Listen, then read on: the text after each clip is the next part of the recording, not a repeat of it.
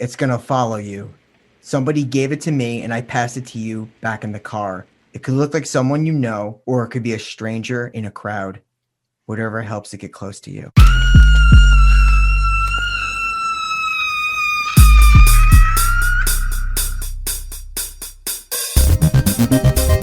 Jason is my son, and today is his You can have dinner with us. My brother makes good head cheese. Candyman, I get cheese. Candyman, Candyman. We all go a little mad sometimes. Hello and welcome to the final podcast, the last podcast you will ever listen to. We are the creators of the Spooky Pit, the innovators of the Passion Bump, and we are taking you down the darkest rabbit holes of all things horror. Welcome, spooky bitches. We are your final bros, Brian Hopway LaGrassa and Shane Big Amsterdam Smith. And we are joined by Jen, our producer and scream queen, and very excited today for our special guest, Jared Knapik. Jared, it is an absolute honor and pleasure to have you on the final podcast. The pleasure's all mine. I want to be a final bro. Yeah, you are a final bro. Or a spooky bitch. This is your induction episode.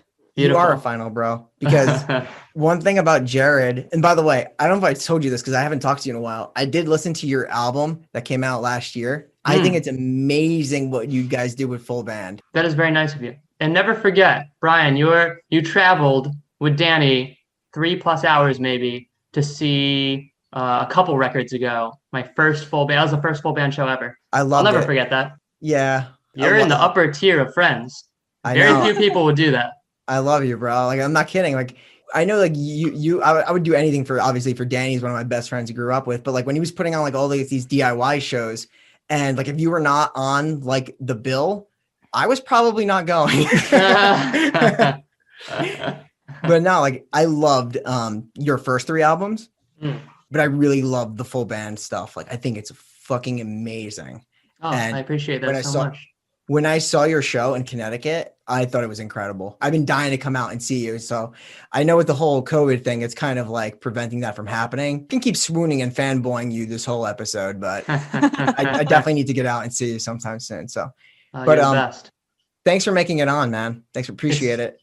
This is my pleasure. It's my dream to do movie podcasts like this. I have friends in Philly that do one called Cinepunks. And I was going to do it. It's largely horror, too. Not exclusively, but largely horror themed.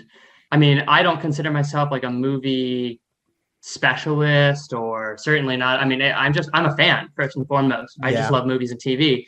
I'm not like elitist about it or anything. I love tons of things that I'm sure you are considered really bad, and vice versa. I'm sure I dislike things that are really praised as like amazing. But I'm just a fan. So usually when I do like music-based podcasts, I devolve into like talking about movies somehow anyway. So this is perfect. I love it. Yeah. And that's the thing. Like, I know like when I was starting to see you, like me and you were just kind of like after the shows, we just talk 2 things: retro video games, Always. Jim Power, Lost Dimension, and horror movies. Always.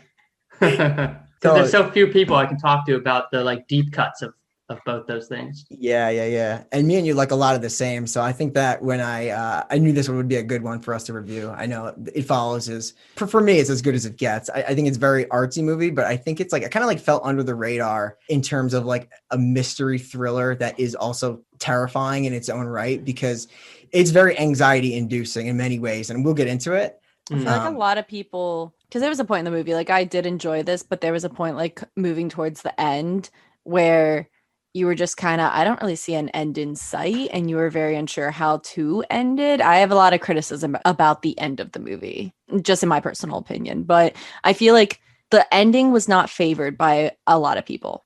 No, it wasn't. I agree. It definitely wasn't. Honestly, the reception is like you either love this movie or you don't because of the ending, in all honesty. Like that's what I've been seeing. Mostly positive scores. See, I don't want to spoil it because we do have a spoiler section later on in the show. But what I would say about the ending is, I think you're right, Jen.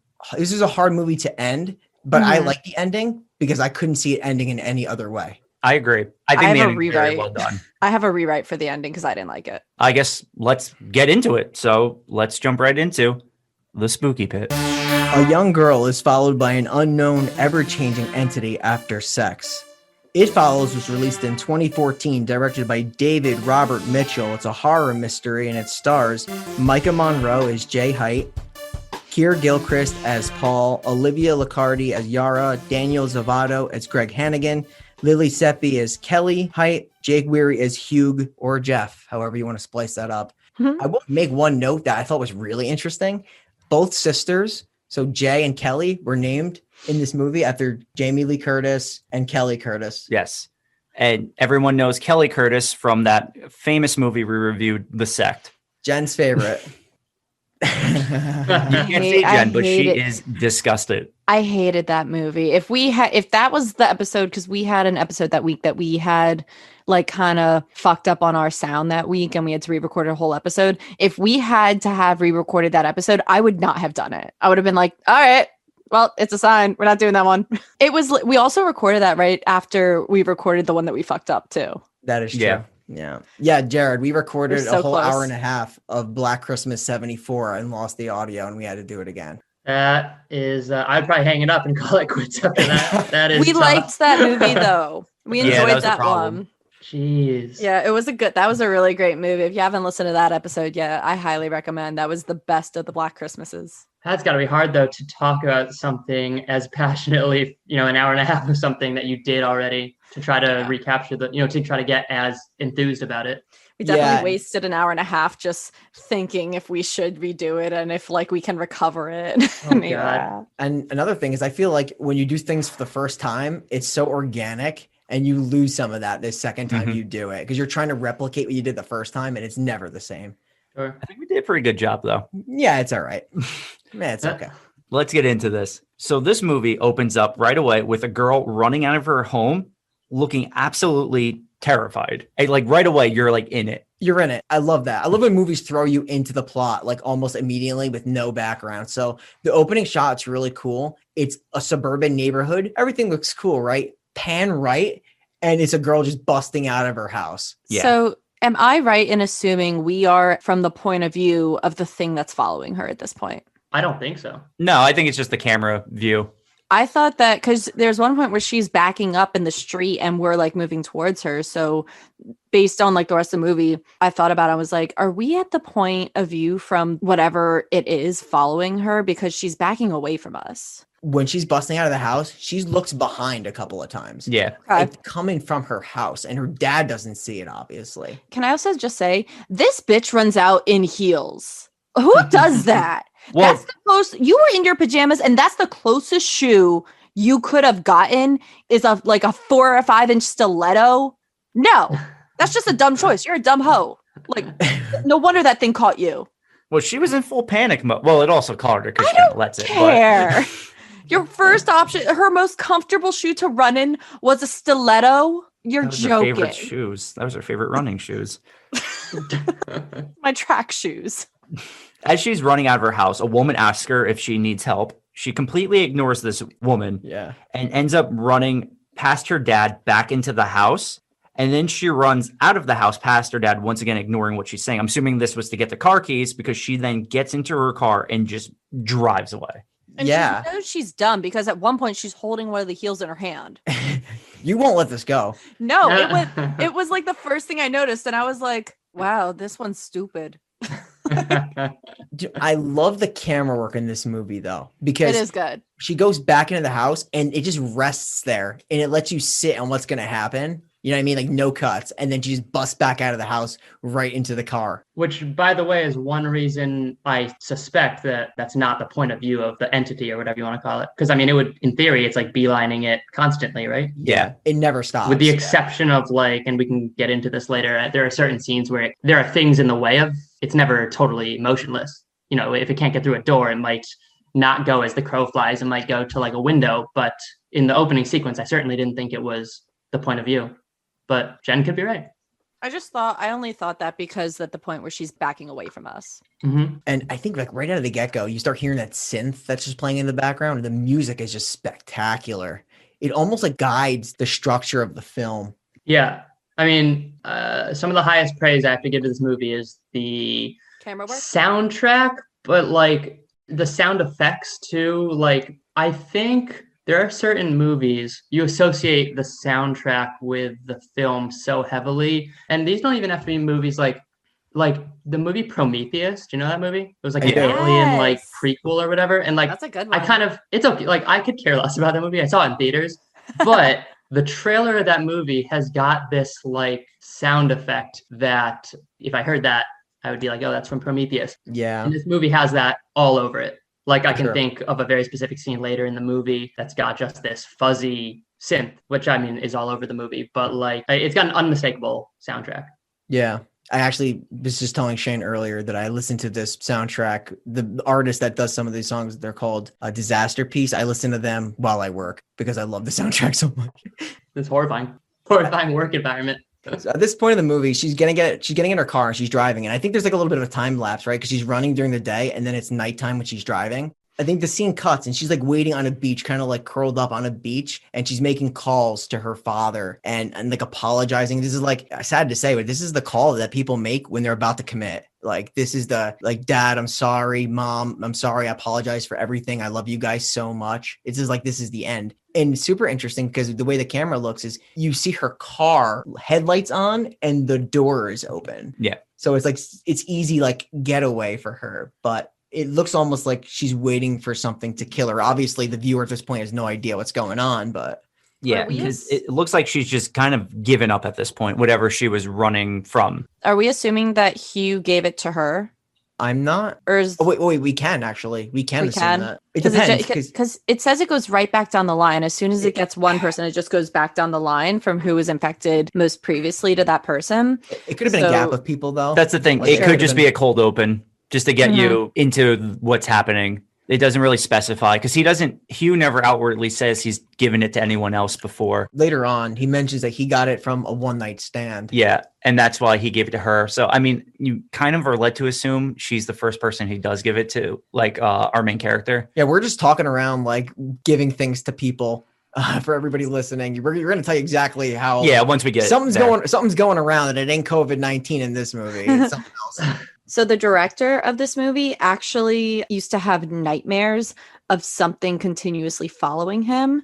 So that was most of his inspiration for this movie were the nightmares that he used to have. I read the whole like sexually transmitted disease thing really came into play because, as we'll find out, hi spoiler, this thing that follows you, you can give it to someone else through having sex with them. So it kind of acts like a sexually transmitted disease. And the director combined his nightmare with a sexually transmitted disease in that, because we'll find out sexually transmitted diseases aren't the same in everyone's body. They look very different to everyone. So that plays a really big role in the way that this thing is passed to different people. That's kind of the whole idea around this thing. I'll be honest, I think you kind of just blew my mind because I never even thought of that direction. Really? No, not even. I just think it's such a scary idea because we don't really know what, even though we know how it's transmitted, we still don't know enough about what it is, even at the end of the movie. Yeah. And how it operates fully.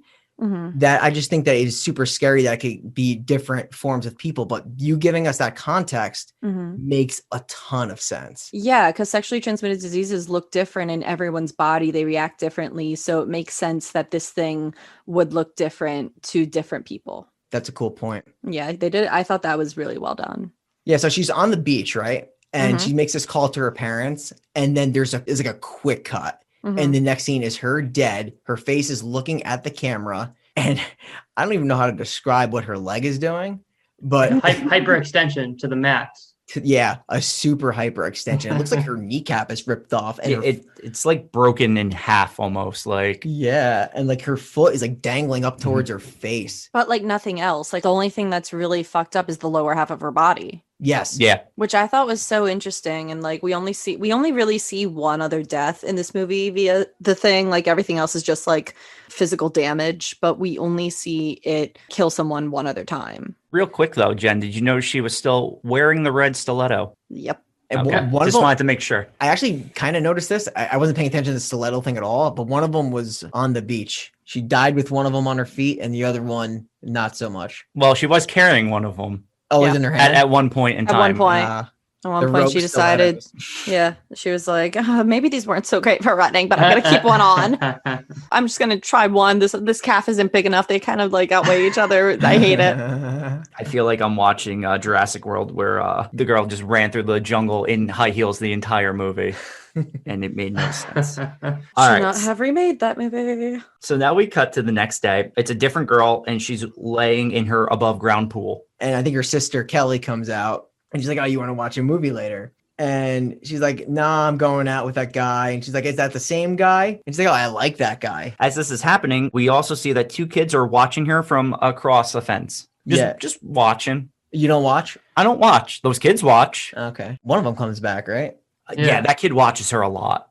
I think that was it. I think that kid follows. Yeah, no, Yeah, the second one. Literally. Her name is Jay, right? And Jay walks inside. She sees her sister. She's watching movies with Kelly's friends, Paul and Yara. I don't know Yara from anything, but I know Paul. I've seen Paul in several movies because he's in that Zach Galifianakis mental institution movie. I forgot the name of it. Actually, don't know. No idea. Pretty good. I forgot the name of it. Is it a comedy? Yeah, it's like a comedy drama because there's some sad parts too. But No, I've never seen it. any case, she walks away and like you can tell Paul like likes her just by the like way he's looking at her, kind of like very interested. In her room, she's changing into a dress. She's looking at herself in a mirror. I actually want to point out the score of this part of the movie because it's like kind of like an uplifting. She's like super looking forward to this date. So it's kind of like this happy synth kind of like drives the narrative for a lot of it. No, it does. It definitely does. So the scene's in a cut now. And she's in line for the movie theater with her date, Hugh, and they're playing one of your old pastimes, Shane, the trading game. You pick someone where you want to trade your life with. I play that game all the time. I know you do. It sounds like a fun game, honestly. No, it is. It's a blast. I mean, me and Brian used to play that all the time when we were kids. Yeah, it was our favorite time. But like, she guesses wrong. She guesses like some dude that's like on the side of the theater, but he's like, no, it's the little boy. Because I guess it's the boy's dad, I think. It's the little kid, right? You know, Hugh points over there. He's like him. And Jay's like, the dad? And he goes, no, the son, I think. She's like, because he has his whole life ahead of him. You know what's interesting though? I was like actually observing this date like very closely. And he doesn't like do any looking around yet. I was like looking for it. Yeah. He doesn't really do it yet. I mean, I question his date because as we'll clearly learn, he's being followed by the entity. So why would he go to a movie theater where you sit? Why wouldn't he play mini golf? So you're moving from hole to hole. Yeah, you're sad. I think the idea behind this whole thing, and they'll explain it later, is to be in open areas. Yeah. Exit plans and everything like that. So sitting in the theater, now it's her turn. He guesses the girl in yellow, and she's like, what girl in yellow? She's like right over there. And she's like, I don't see a girl in yellow. And he's like, you know what? I'm real sick. Something's come over me. He's like, I need to get out of here. She's like, why? And she's like, no, we need to leave. I don't feel good. So they leave the movie theater, Yes. like almost instantaneously. And they go out to dinner, which is what you do when you're feeling sick. Something that's noteworthy about the theater scene. First of all, when he's trying to point this girl in a yellow dress out to her and she can't see her. First of all, that just solidified my interest in this movie. I mean, I was super fascinated with this. I was sold. But it's interesting because the movie later will go on to one of the most interesting things to watch, and you only know this retroactively, is it'll show you sometimes the point of view of someone who is in this chain, this infected chain, and sometimes it'll show you a point of view of people that are not. Meaning, if you're in the chain, it explains later that you can see this thing, even if you're not the next up at bat or whatever. But in this instance, it's of course very early in the movie, so it has not explained anything to us yet. So of course, it's going to show us the point of view of Jay seeing nothing. But that's just interesting that'll come back later. It definitely goes back and forth between different characters' point of view of it. Right. The whole idea of the chain, I think, is just brilliant, by the way. I think that was such a cool element that they added to this movie. Agreed. Because now when they're at dinner, you could tell now he was kind of like hesitant and he's kind of nervous at this point in time. And what I like is the way the camera is focused. You're not focused on them. You're more focused the background and the street. Yeah, because you can see through the glass of the diner. And you kind of see someone walking towards the window. Yeah, because it's funny because she's like eating. So she like nods her head down and then you see him. And then like he comes into focus and then she moves her head up. And then you don't see him again. And then it's just like, that's the scene. Exactly. So they're not like totally revealing like what's going on yet, but you can definitely catch it for the consistency. So I think the next day she's walking with her sister, Kelly. Yes. And she's like, oh, Hugo's acting really weird last night. He's like mentioning he didn't feel well. It seemed like something was like really on his mind.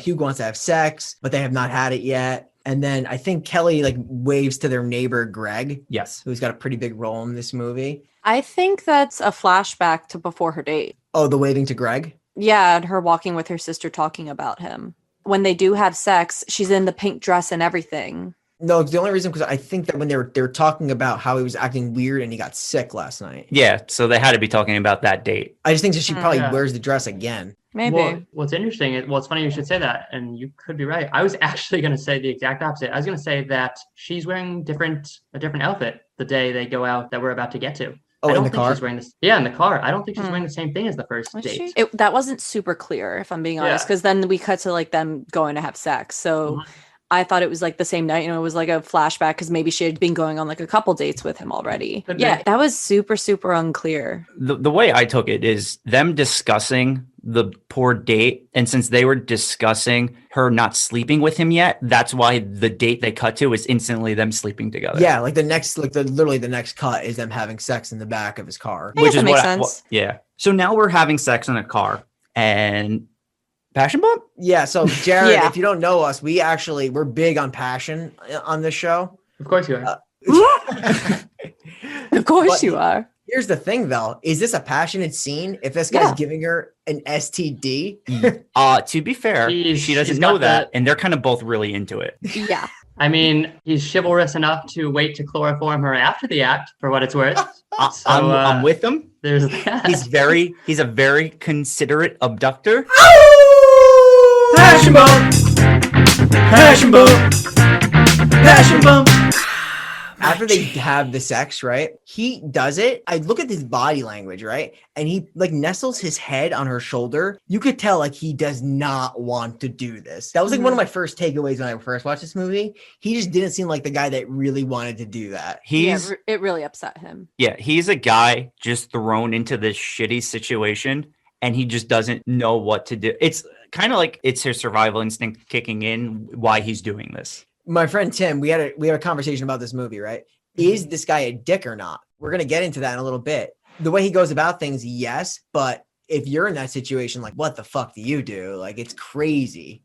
Right. Yeah, I just have to make a comment. This is my dark sense of humor kicking in, but you're talking about his survival instinct. Usually I think of survival instinct as something that happens in the flash of a moment, like you, I don't know, there's like an active shooter and you jump in front of someone. Yeah. Here I'm picturing him at God knows what store it is where you buy chloroform. I don't know where you get chloroform. And he's just getting his cash out. He's like, it's my damn survival instinct. I have to buy this chloroform. Your survival instinct literally is condoms and chloroform. That's what I'm saying. It's a very planned out thing. I don't even think condoms matter. I think the director even said, even if you wear protection, it still passes on from person to person.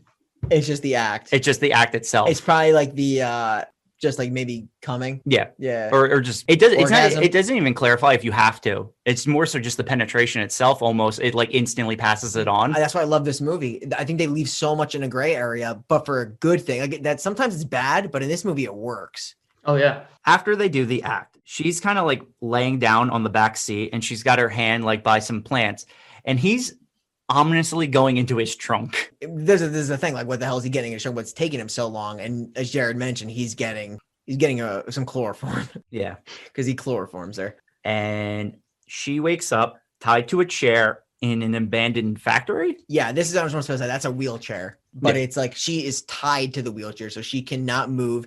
I don't know where it is. It's like a parking lot. It's like a parking garage. I thought it was a parking garage, huh? Yeah, it just looks abandoned, whatever. Like it's been, She's in the middle and you can see him in the background. He's looking for something with a flashlight. I love that too. Like they keep the consistency. Like you see him like in the corner of the shot, just like with the flashlight. Yeah. As soon as she wakes up too, he's literally like apologizing and saying he doesn't want to hurt her. He doesn't want to hurt her. Yeah. He's like, I'm not going to hurt you. He's like, you're not going to believe me, but I need you to remember what I'm saying. This thing, it's going to follow you. This is my quote from the beginning. Somebody gave it to me and I passed it to you in the car. It could look like someone you know. It could be a stranger in a crowd. Whatever's going to make it get in close proximity to you. It could look like anybody, but there's only one of them. She is also yelling help while he's explaining this. Oh, yeah. Oh yeah, and obviously. So after he explains this, though, he wheels her chair, because like Brian said, it's a wheelchair, to a giant hole in the wall, and you see a naked girl walking towards them. It's unsettling because it's literally, like you mentioned earlier, Jared, there's no stoppage. It just keeps walking. It's not a fast pace. It's not a slow pace. It's just constant. You know, it's like there's no stopping. Oh, yeah. I mean, the premise of this movie alone, that something very slowly follows you but unrelentlessly, is like, I was sold. That gets a certain number of points for the movie right off the bat. Even if the movie were then executed terribly, I'm just like, that is the sickest premise. To me, Totally agree. That's very original and very scary. Very. Very, very scary. Yeah, they just amplified the Michael Myers walk.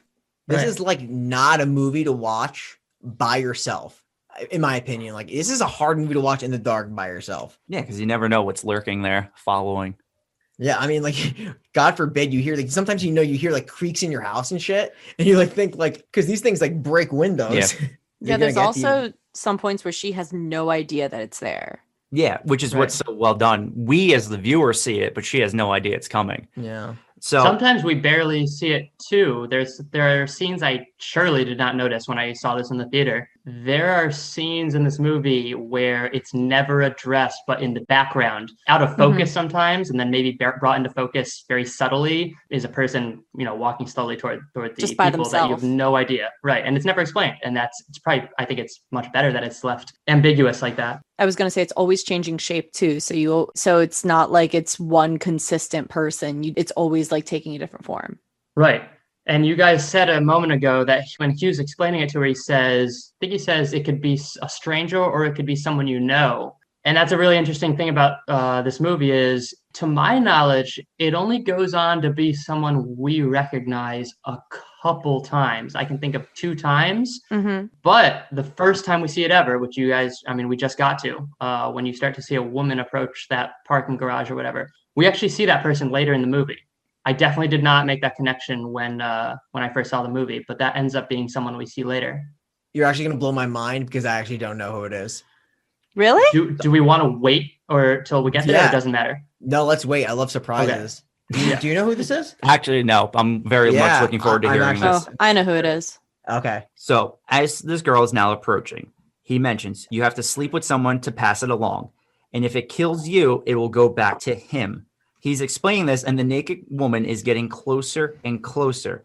Don't go into a place with only one exit. It's slow, but not dumb. He's just giving her a couple of pointers on how like easy access, good like visibility of what's in front of him, and an escape plan. He also lets this thing get dangerously close to her while he's giving these instructions. Dude, I was like, what the hell is he doing? This thing Right. is gunning for her, and he's just like staring her down with a flashlight. Clearly, it's coming for her. Yeah. So he does wheel her away, and then we cut to her friends, and they're playing Old Maid, I think it was.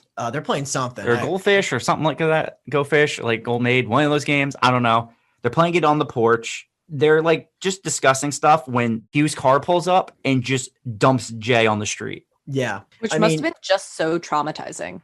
100%. Yeah, she's like not wearing much. She gets dropped in the middle of the street. She's in her underwear. She's drugged. Tries to stumble to the house, but she like kind of falls. But her friends are there, and they obviously help her out. Obviously, we cut like the police are there now. The police are asking her questions, and then she's in the hospital. Yeah, I think Greg is also like looking out the window. Yes. Like what the hell's going on? I think that's his mom next to him, right? I believe so. I'm not sure, but I think, most likely. yeah, because they talk about the mom a lot. The scene with the cops is interesting though, because when she talks to the cops, she tells them like, the sex was consensual, and the woman that's there is never a woman that I saw before. So it's like such a weird case. Like you're a cop, and you're just like, what am I investigating here? yeah. Like consensual sex. You have no idea. I'm just following a naked woman that's chasing you. And So then this guy essentially- drugs and dumps you.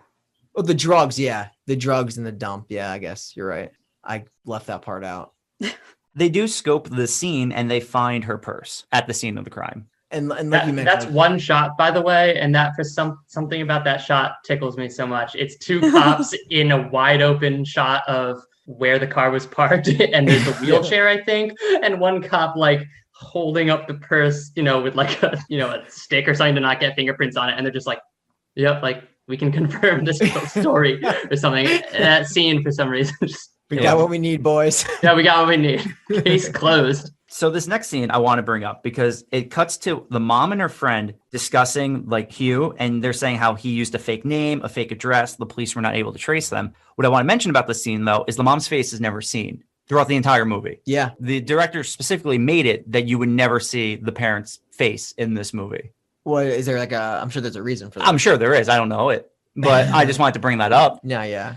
Parents don't really seem to care about their kids in this movie. Parents barely exist in this movie. I mean, with the exception of you bringing up this scene, which I kind of forgot about, like this movie is one of those, it's almost a genre in itself. Seriously, like you're supposed to just suspend disbelief, because if you get hung up on where are the parents during any of it, there's hospital stays in this movie. There's police apprehensions in this movie. Correct. Yeah. None of this could be explained in the real world. And we'll get, there are scenes toward the end of the movie, several of them that I understand how movies work. It's suspension of disbelief.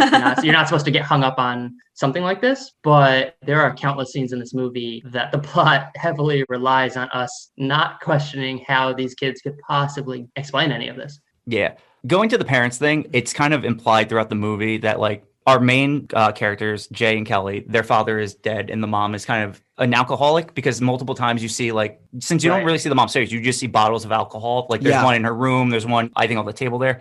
Paul actually, I believe, doesn't have parents and just lives with them. Almost like they never mention his family. And he even mentions when they were kids, he always used to stay by them and stuff like that. And then what's the other girl's name? Yara? Okay, Yara. Yara's they even allude to at a scene very later on in the movie that she had a bad childhood, because she mentions like a fair.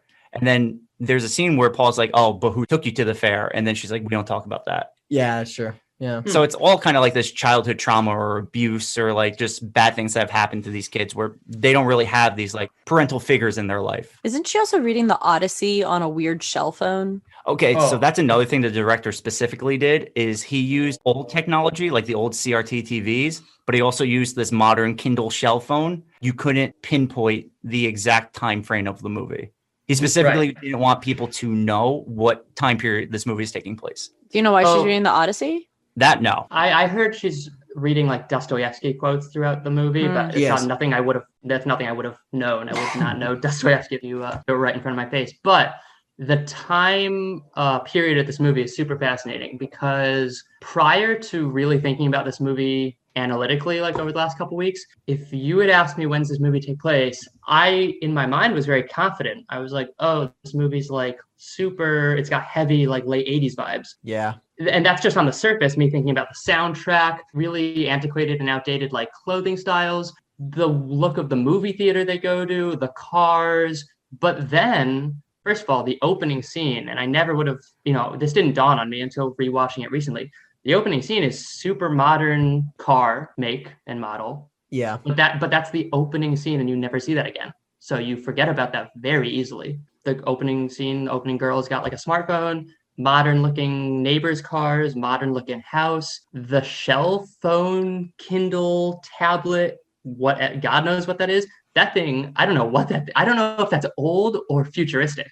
Yeah, that's a good point. Am I the only one that like, I remember seeing that and thinking, what is this device? I can't tell if this is, it looks both super old fashioned and also something we don't even have yet. So I don't know what that thing is. And that's what I was saying. That was the director's point. He doesn't want you to know. Like he's just trying to like confuse you more, essentially. Right. Yeah, I've never seen that. Yeah, to your point, Jared, like I definitely thought this was an 80s movie just because of the soundtrack, but you do see them use like cell phones. Absolutely. So right there, But like that's what we're saying too. Like every TV you see in the movie is one of those small, like 10-inch like box TVs. Oh yeah, for sure. She has one outside near her pool. Yeah, that you see. Yeah, yeah. And then like first day after the movie, after they ran away from the movie, they go to a diner, and it's like, I'm not saying diners don't exist, but it certainly, I think, hints at an older time. So it's just it's all over the place, and that didn't hit home for me until recently. That, as you guys say, I think he purposefully threw us for a loop. Because in my mind, I had a feeling of when this movie took place, and now I'm realizing that I have no idea, and I think that was his intention. Living in the gray area of this movie, it's great. And it was all done intentionally, which makes it even better. It's not like, an accident. Yeah. Right. So from that now, Jay's upstairs in her bathroom. She's looking in the mirror, and then she kind of she pulls her underwear away and kind of just looks down. Is she staring at her body? Is she it's kind of I guess it's the trauma of everything that happened. Does she think she was maybe used for something? Yes, I think that's what it kind of is. She's a beautiful girl. She shouldn't feel like that, but I guess a lot of people feel like that.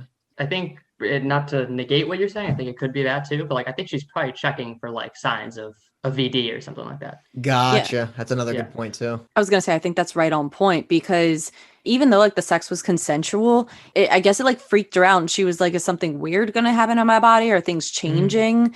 There's always the wonder, did he do something while I was knocked out? I think also, because not every day you're going to get a speech something's going to follow you. It could be someone you know. It could be someone you don't know. But it's gunning for you. And just getting drugged really is just probably not the best feeling in the world. And getting dropped off at your house in front of your friends and your sister in your underwear. I don't know what it's like to wake up from getting chloroformed. That's going to be a shitty feeling. No one wants that. Your next day is probably miserable. Also in this scene is the young boy from earlier watching her through the window. This part of the scene, because there's a jump scare in this too. Oh, yeah. It's the ball. I am very confused by this scene. I was confused when I saw this movie in the theater. I'm confused now. I don't understand. This is a big gripe I have with, or at least question I have about this scene in this movie. She's examining herself there, and then a ball gets thrown at the window abruptly. And of course, it's an auditory jump scare and a visual jump scare too. And then it cuts to outside, and that boy is, being a voyeur or whatever, peeping Tom. Am I the only one who's confused? What was supposed to have happened with that ball? Who threw it? Why did they throw it? Is it related to that kid? I have no idea what that was supposed to be. I think it's the two kids working together. Even we don't see the two kids, one throwing the ball to get her to come closer to the window, and then the other looking through, them kind of working together. Maybe they were taking turns, even though we don't visually see that. Get her to there's got to be a point for the voyeurism though. By hitting the window. That is a bold move. Very bold. I've never thought about that. If that's what the point was, because I literally never understood. The ball hits the window. It's a jump scare. She looks at it, and then it cuts to our view outside. But it's a weird one. I had no idea what that ball is supposed to have represented. Can I tell you what I thought? And this is probably wrong, but this is honestly what my interpretation was. And it could be way off base, because I agree with you. I don't even know how voyeurism would connect with this movie with these two kids. But that's kind of what was happening. But I think the boy was it. And it was trying to break through the window with the ball, because that's what kids play with. You know how everybody else is throwing rocks? This kid throws a ball. That's interesting. The only reason I disagree is because it's hiding under the window, not to be seen. And I don't think that thing ever hides. That is true. That's the main reason I disagree. He's kind of on the side of it. I don't even know if he could fit in the window, to be honest, either. Yeah, that I don't know. They're peeping Toms in training. But there's got to be a point to it. If that boy were it, I've never considered that. And that's a very interesting thought. If that boy were it, I have a strong suspicion she would have died in the next minute, based on how this thing acts the rest of the movie. But that's interesting. To Shane's point too, it was kind of hiding, and also we know that these things will climb. We've seen it. But I feel there's probably access to the downstairs. You could just break the downstairs, but it would probably just knock on the door, like it does in later scenes. There's so much questions around what it is. I know now there's even more questions where we are and talking about it, but even after the movie, there's so many questions about what it can actually do. Does right. It have what parameters does it have to follow? Because it clear and I don't lose sleep over analyzing stuff that's not explained in the movie, because that's a losing battle. I mean, that's a waste of time. You're not going 100%. But this thing, I've spent a lot of time thinking about how you think that this thing is always beelining it to you as the crow flies. And for the most part it is, but he goes on to say how it's smart too, or it's not dumb, however he phrases it. Yeah. This thing isn't so literally forced to go as the crow flies. When its easiest means to get toward you, whether it's a door, doesn't work, it obviously is allowed to figure out the next easiest route or whatever. Correct. This isn't because I used to think about how I'm sure anyone who's played a video game, like especially like an old video game, when there's like a computer character that's programmed to just follow you, I'm sure we've all like, gotten like a wall or an edge of a building or a tree, like between us and the character, and it gets hooked, it's caught on that thing and then just infinitely walking until we fix the problem.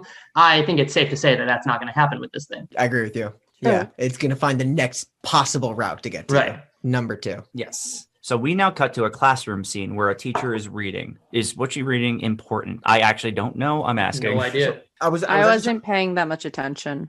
Sometimes there is. Sometimes, the words that some of the teachers use in some of these movies matter. This one didn't really seem so. And I think it was more of like what's about to happen. Her voice gets drowned out by her facial expression. Jay in the back of the class. And I think Greg's in the class too, right? Isn't Greg looking at her? Yeah, because Jay looks out the window and she starts to see is this a man or a woman? This is a woman. This is an older lady. And she's in a hospital gown. She is deep. And she slowly starts making her way towards the window.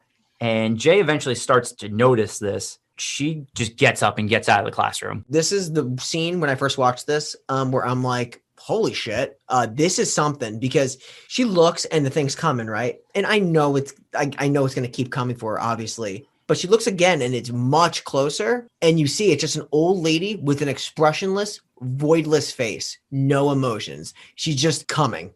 That's it. She's just coming. Like, shout out to Halloween too, by the way. Because you mentioned earlier something I didn't know. I didn't know that 2 characters were named as homages to Jamie Lee Curtis and someone else. Yeah, I didn't know Jamie Lee Curtis's sister. Yeah. Okay, but I don't think any horror director would ever put a classroom scene in a movie with a character looking out the window and seeing something and try to claim that that's not a Halloween homage. Vince? Obviously, yeah. Has so to that's be. Shout out to that. So when she gets up and she heads out of the room, she's in the hall. And she sees that the woman is now in the hall with her, coming closer and closer. And she runs between 2 students. When she runs between these 2 girls, the girls like look at her, like watch her because she just ran in between them instead of around them. And when the woman walks between them, they pay no mind to it. Yeah. She even says hello, and the girls look at her. Like, because she's saying hello to something that they're like, what is she looking at? Yes, because these girls do not see her, as we have established. If you're not in the line of this kind of like disease or whatever you want to call it, you don't see it. Yeah. Right? So she gets out of there and she does what any rational person would do. She goes and gets ice cream. That's what I would do. 100%. We all know that. No, I know. That's why I said any rational person would get ice cream. And she's like in the back area with Kelly and her friend Paul. And she's telling them about like the old woman experience, about her getting chased through the high school. It's a high school, right? Yeah. Okay. We can assume. Yeah. And she's like, look, Hugh mentioned that he passed something on to her and that something would follow her. And her sisters obviously like, they don't believe. It's obviously, I mean, honestly, it's hard to believe if like Shane, you were like, oh dude, I'm getting chased by some old guy. I'll be like, dude, chill. Yeah. No, it's not a believable thing like at all. Yeah. So it's totally understandable. And then Paul is like, so like what's supposed to be following you? Like, what is it? And she's like, well, I don't know. Their whole dynamic here gets very interesting because Paul then offers to stay the night to like see if he sees anything. And instantly both girls are like, no. They both say no. But then Jay does say, maybe on the couch. Yeah. You're going to learn a lot about the whole backstory here between Paul, Jay, and Kelly, and interesting love, not triangle, but like. It sort of is a triangle. It's a weird triangle, but it's something. I don't know how you want to classify it. It's a kiss triangle? Like, yeah, I mean, it's nothing like. Kelly's like, okay, keep your door locked. And Paul's like, yeah, I'll just stay up all night. And I'll look out for anything weird. Nothing's going to happen. He's like, I'm on top of it. So it's nighttime. Paul is on the couch. I think even the other girl's sleeping over, right? Yara's sleeping in Kelly's room. And Jay does walk down the stairs and she's like, I can't sleep in there. And totally understandable. So he's like, yeah, just sleep over here. And she like takes the opposite part of the couch. And he's like, he hasn't slept over there since they were kids. And she asked him like, what's the reason for that? And this is Shane. I think you were getting into some of this territory. Well, because there is a reason for that. From what you gather, they all know that he likes Jay. Like, it's very out in the open. Yeah. But also what you learn is that he kissed Jay and was like, I guess, trying to date her, but then also kissed Jay's sister. So it kind of ended that whole thing. Yeah. But he has still always been in love with Jay since then. Yeah, you could tell, like, just by the way he's looking at her, yeah. But they clearly know that. I think they allude to it multiple times, like, that they know. They do have some good times on the couch. They have some good conversations. They talk about, the old Barry's Pizza Porno Alley story. That's a classic. That's my favorite. Yeah, and while they're talking about that, that's when they hear a window break. And you just know it's like, oh my God, what's going on? Is it the old lady? Like, is it the woman from the parking garage? Is That it the feeble old lady, she can't break a window. She doesn't. That would be a great outtake if they just have her like having a rock and it's just not enough force to crack the window. So Paul goes to check this and he doesn't see anything there. Like there's nothing there when Paul's there. Obviously, there's not going to be something there when Yes. Paul checks. The problem is when Jay goes, there is a woman who looks like she's been beaten and abused, and she's peeing on the floor as she walks towards her. That's really weird. I want to ask, like, how many cups of coffee this girl drank or how much booze she had, because she peed so much. She had pre-pee on her pants and then she kept preeing. There was pre and then more pee. It was a lot of pee, dude. No, it was. I'm not gonna deny that. It pees the whole scene it's in. That's not wrong.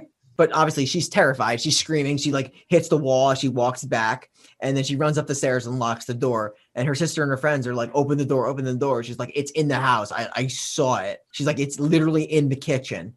And Paul's like, I'm not going to let anything happen to you. Open the door. We'll figure this out. And she finally opens the door and immediately closes it once like Paul and Kelly get in there. And like she breaks down, she starts crying. She's like, listen, is something wrong with me? She's like, I definitely saw a girl in the kitchen. And Paul's like, well, I mean, rationally speaking, somebody did break the window. We could talk about that, right? We could talk about somebody breaking the window. While they're discussing this, though, there's a rustling at the door and they hear a knock. They're now like kind of nervous to open this door. And that's when, they do open it, but it's just their friend Yara. Yeah. Oh, and by the way, this upcoming scene actually fucked my brother up. I was going to say, pause before we reveal the scene or whatever, because massive shadow. This scene, and I would call it a jump scare. I think it's considered a jump scare. Definitely. This next scene it's not only my ideal scare, it's like, I cannot tell you how much I appreciate this scene. It's like my favorite of the movie. It's one of my favorite jump scares in any movie ever. With you. The scene was in the trailer. Was it? Was it? Yeah. And yet it didn't for me. I mean, I don't know if I recall seeing it in the trailer before seeing the movie, but it didn't lose any, effect on me or whatever. Yeah. I mean, this scene is like all practical because there's nothing. That's a real actor that's about to come through the door. And like the way it's shot, it's the simplest of scenes in theory, and yet also massively effective. This is the scariest scene of the movie for me. I can't say enough good things about the scene. I think it's so well done. I mean, it's a shock. I can't think of a better adjective than shocking. No, I'm with you. It's so simple. It's all atmosphere. It's all feeling because it seems calm. I would liken it to. Have you guys seen that movie Insidious? Oh, yes, we did that one. Did you? Yeah. There is one of my all-time, right up here with this scene, all-time favorite jump scares in that movie because it comes from nowhere. In a horror movie, rule of thumb, you pretty much think you're safe when it's daytime, if things are light and you're out in the open. And there's that scene where Patrick Wilson, the dad, whatever his name is having a conversation at the dining table with, I don't know, he's being interviewed. Maybe it's by the old woman or maybe it's by one of the two paranormal guys. Mm-hmm. It's just cutting back and forth between like headshots like Jen and mine right now. Gotcha. And do you guys know the scene I'm talking about? And then all of a sudden it cuts to a scene with him and the red-faced demon is just like poking his head out to the side. Yeah, that's when they're talking about his mom and the dream she had. Right. That caught me so off guard because it's daytime, it's lit, it's illuminated, it's not dark, it's not quiet. They broke all the tropes of the formula of horror movie scares. I don't know. I get so jazzed talking about both those scares. No, I'll let you guys go on and explain the scene. Yeah, but no, I'm totally with you. Just one more point. I think adding to that, obviously, like Hollywood has kind of lost the touch of making those atmospheric scares that you're talking about. Like they lost the touch because they play on music and they don't add those like creepy elements. So when they do stuff like that and they keep you on edge and it's like something like out of left field that you don't expect, like you mentioned, it's daytime. You don't expect a scare like that during the daytime in a casual conversation. You usually kind of like have the pretext that something's going to happen. Even if it like calms down and then it happens, there's no pretext. It's just scare. Right. And this scene is, so she's scared, right? And like, it could be coming and but when she opens the door, it's just like so chill. And then the scene unfolds.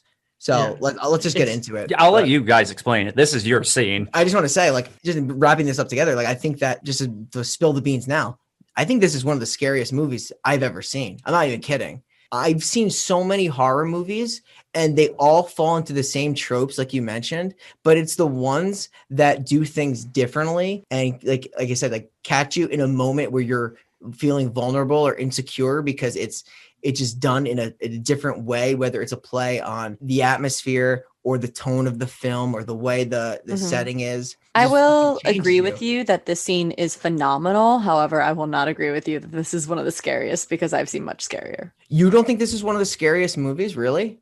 No, not really. I kind of understood the premise of it enough to not be scared, and I knew it was coming.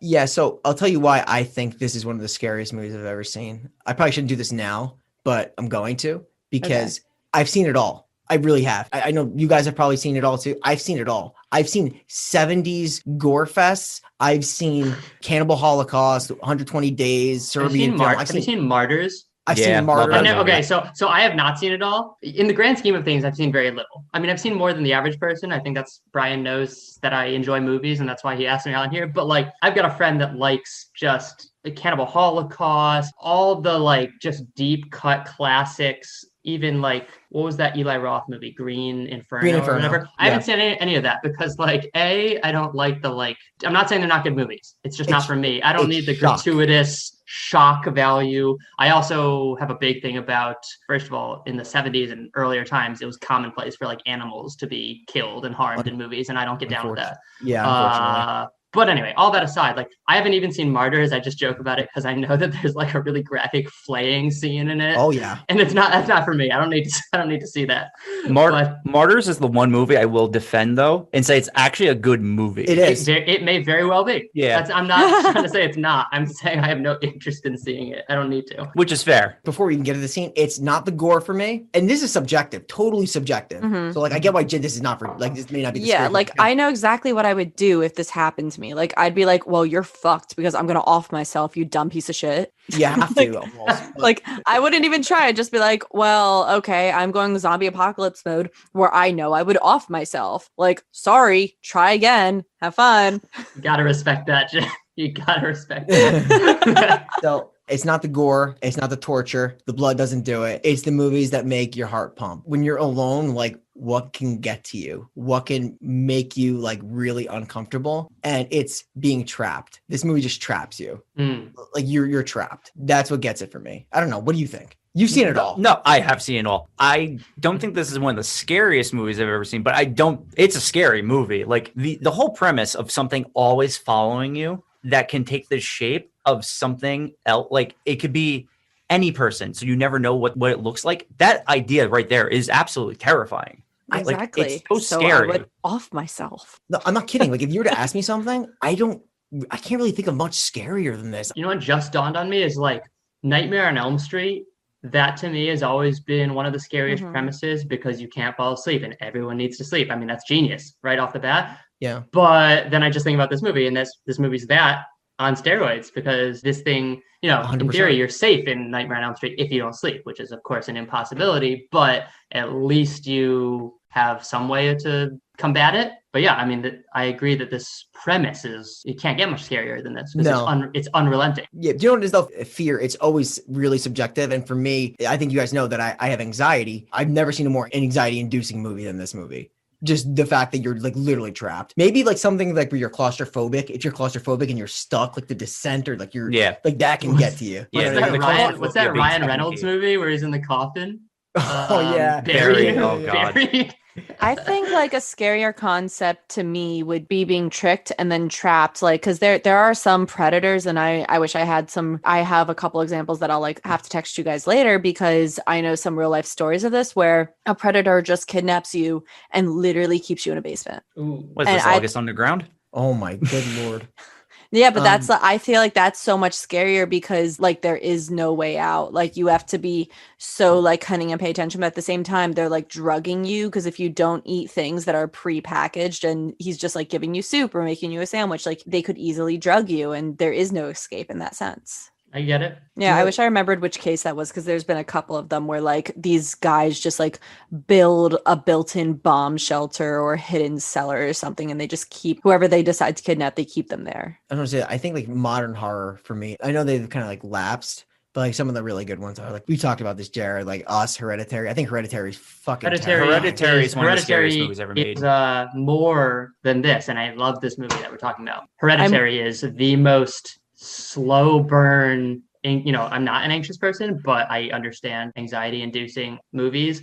I mean, that movie, and I'm not always on board with the slow burns. It has to be done well. Like, we don't have to get into it, but like The Witch, I didn't like, and everyone that I know loves that movie, and that's a slow burn. I didn't like that movie either. I was bored to death. But Hereditary is a slow burn in all the right ways. Hereditary, like, tense the whole time for me. I'm waiting for us to watch it for me to view it, so you guys get my first reaction. For Hereditary? Mm-hmm. I'm not going to say a word about that movie. I'm just going to say that I like it. Yeah, obviously. Don't worry. I've already looked up spoilers. You don't have to worry about that. I don't want to. Why do that to yourself, Jen? Why? I love spoilers. Like ask anyone in GKM. Ask any of them, and I don't like to know the whole movie. I like to know the spoilers, and I like to see how you get there. That's my thing. Like it, and people are like, "Well, I'm not going to tell you," and I'm like, "Fine, I'll look it up." Like, do you ever go into anything fresh? Occasionally, but it's usually like if I like the trailer enough. What was the show I just watched? The one with the guys from Shaun of the Dead, Truth Seekers on Amazon Prime. I knew their previous work, right, and I saw a trailer for it. So I had a preconceived notion that it would be very funny, which it was, but it was also a lot darker. Like I was on vacation and I watched this like a few hours every night, and I was like, whoa, this got really dark. I wasn't expecting that. And I didn't look up any other spoilers because I watched it within like 2 days. Wild tangent. Love all of it. Let's get to the scene. I promise you, I am not going to do the scene any sort of justice. Well, yeah, we mentioned the scene. It's impossible. Roughly 10 minutes ago. Yara's at the door. She's like, it's me. So they open the door, and Yara's standing in the doorway, and Kelly turns to Jay, and she's like, see, everything's okay. And then, without hesitation, as if everything was normal, a tall, very tall, slender, creepy man with like these black eyes just walks through right on towards her. Would you call it a slender man? Yeah, that version of Slender Man. I can't believe I shouldn't even have said the word slender. I knew you would say something. Like, I know it sounds ridiculous. Oh, like some tall dude just walks into the door, but like it's like she's there and then he just like files in and just walks towards her. Oh, he's horrifying. Like his color palette is literally like the grayest of gray. It's like there's no other color to his body. Shout out to the casting on who got this guy, because this is perfect. A cheaper scare, a cheaper movie in the scene would just like have the three of them huddled in the bedroom, scared of what she just saw downstairs, and it would get quiet and they would hear a sound toward the window or something, and the window would break with a loud noise and something would come through the window. But like, this movie is like just super props. I mean, the scare is, I don't think there's an auditory cue. I don't think there glares or anything. He just walks in the door, and I was devastated in the theater. I was shocked. You hit it. That's it. The cues are what takes the scare out. When it's natural and organic, it's fucking terrifying. Do you know what's really scary? I hate to go on another tangent. I'm not going to, but Insidious, Jen, the Tiny Tim scene where you just flash over him in daytime on the wall. In the laundry room. You can miss it. But if you catch it, you're like, what the fuck did I just see? That's terrifying. Jared, if you ever go back and rewatch Insidious, I want you to look in every photo, every corner, because even in the opening scene where it's going over these flashbacks of Josh's life, and you don't know that they're his life yet, you can see the Black Bride shadow. You can see her in different flashbacks. And you can see a chair move. Like there's something in every part of that movie. It's so cool. There's a bunch of Easter eggs. That's a great one, yeah. At this point, creepy guy's gunning for her. I think she's like an exit, right? She climbs out of a balcony, I think. She just leaves. She books it. She's on like the upstairs, right? So she has to like climb. Yeah, she has to climb down something. Yeah. She then gets on her bike and she rides to the park. At the park, she gets on a swing and, she starts swinging life away. And that's when her friends show up and she tells them not to tell mom, like, anything that's happening. Shout out Siren Song of the Counterculture. Shout out Rise Against if you're listening.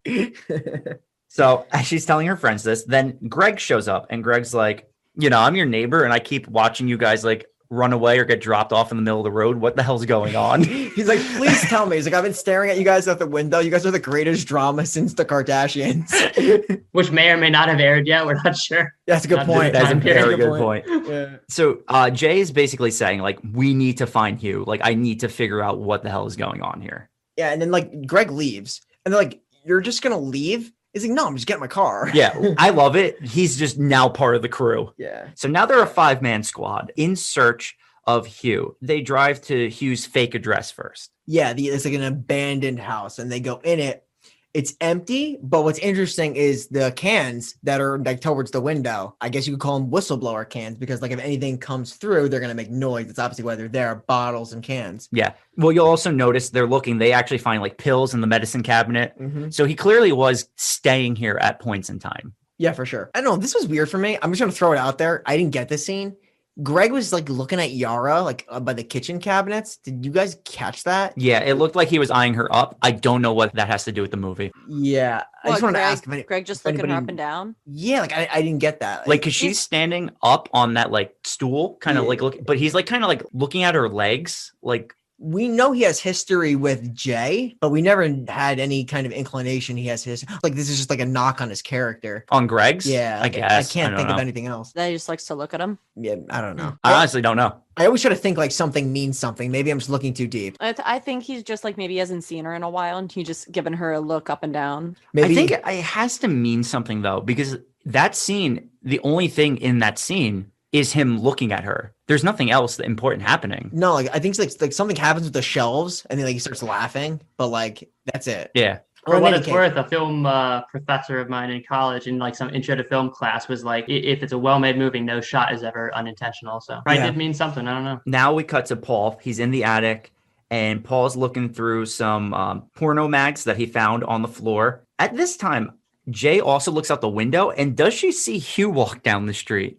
I didn't know. Does she? She sees someone walking down the street and it kind of looks like Hugh. I'm assuming it's not actually Hugh, but is it? Is it actually Hugh? Like, she just sees somebody, but I don't think they were headed in the same direction. I think it was just a person. It just kind of looked like Hugh. I don't know. Who knows? But in any case, in those porno mags, they find that photo, Paul does, and it's Hugh with a girl.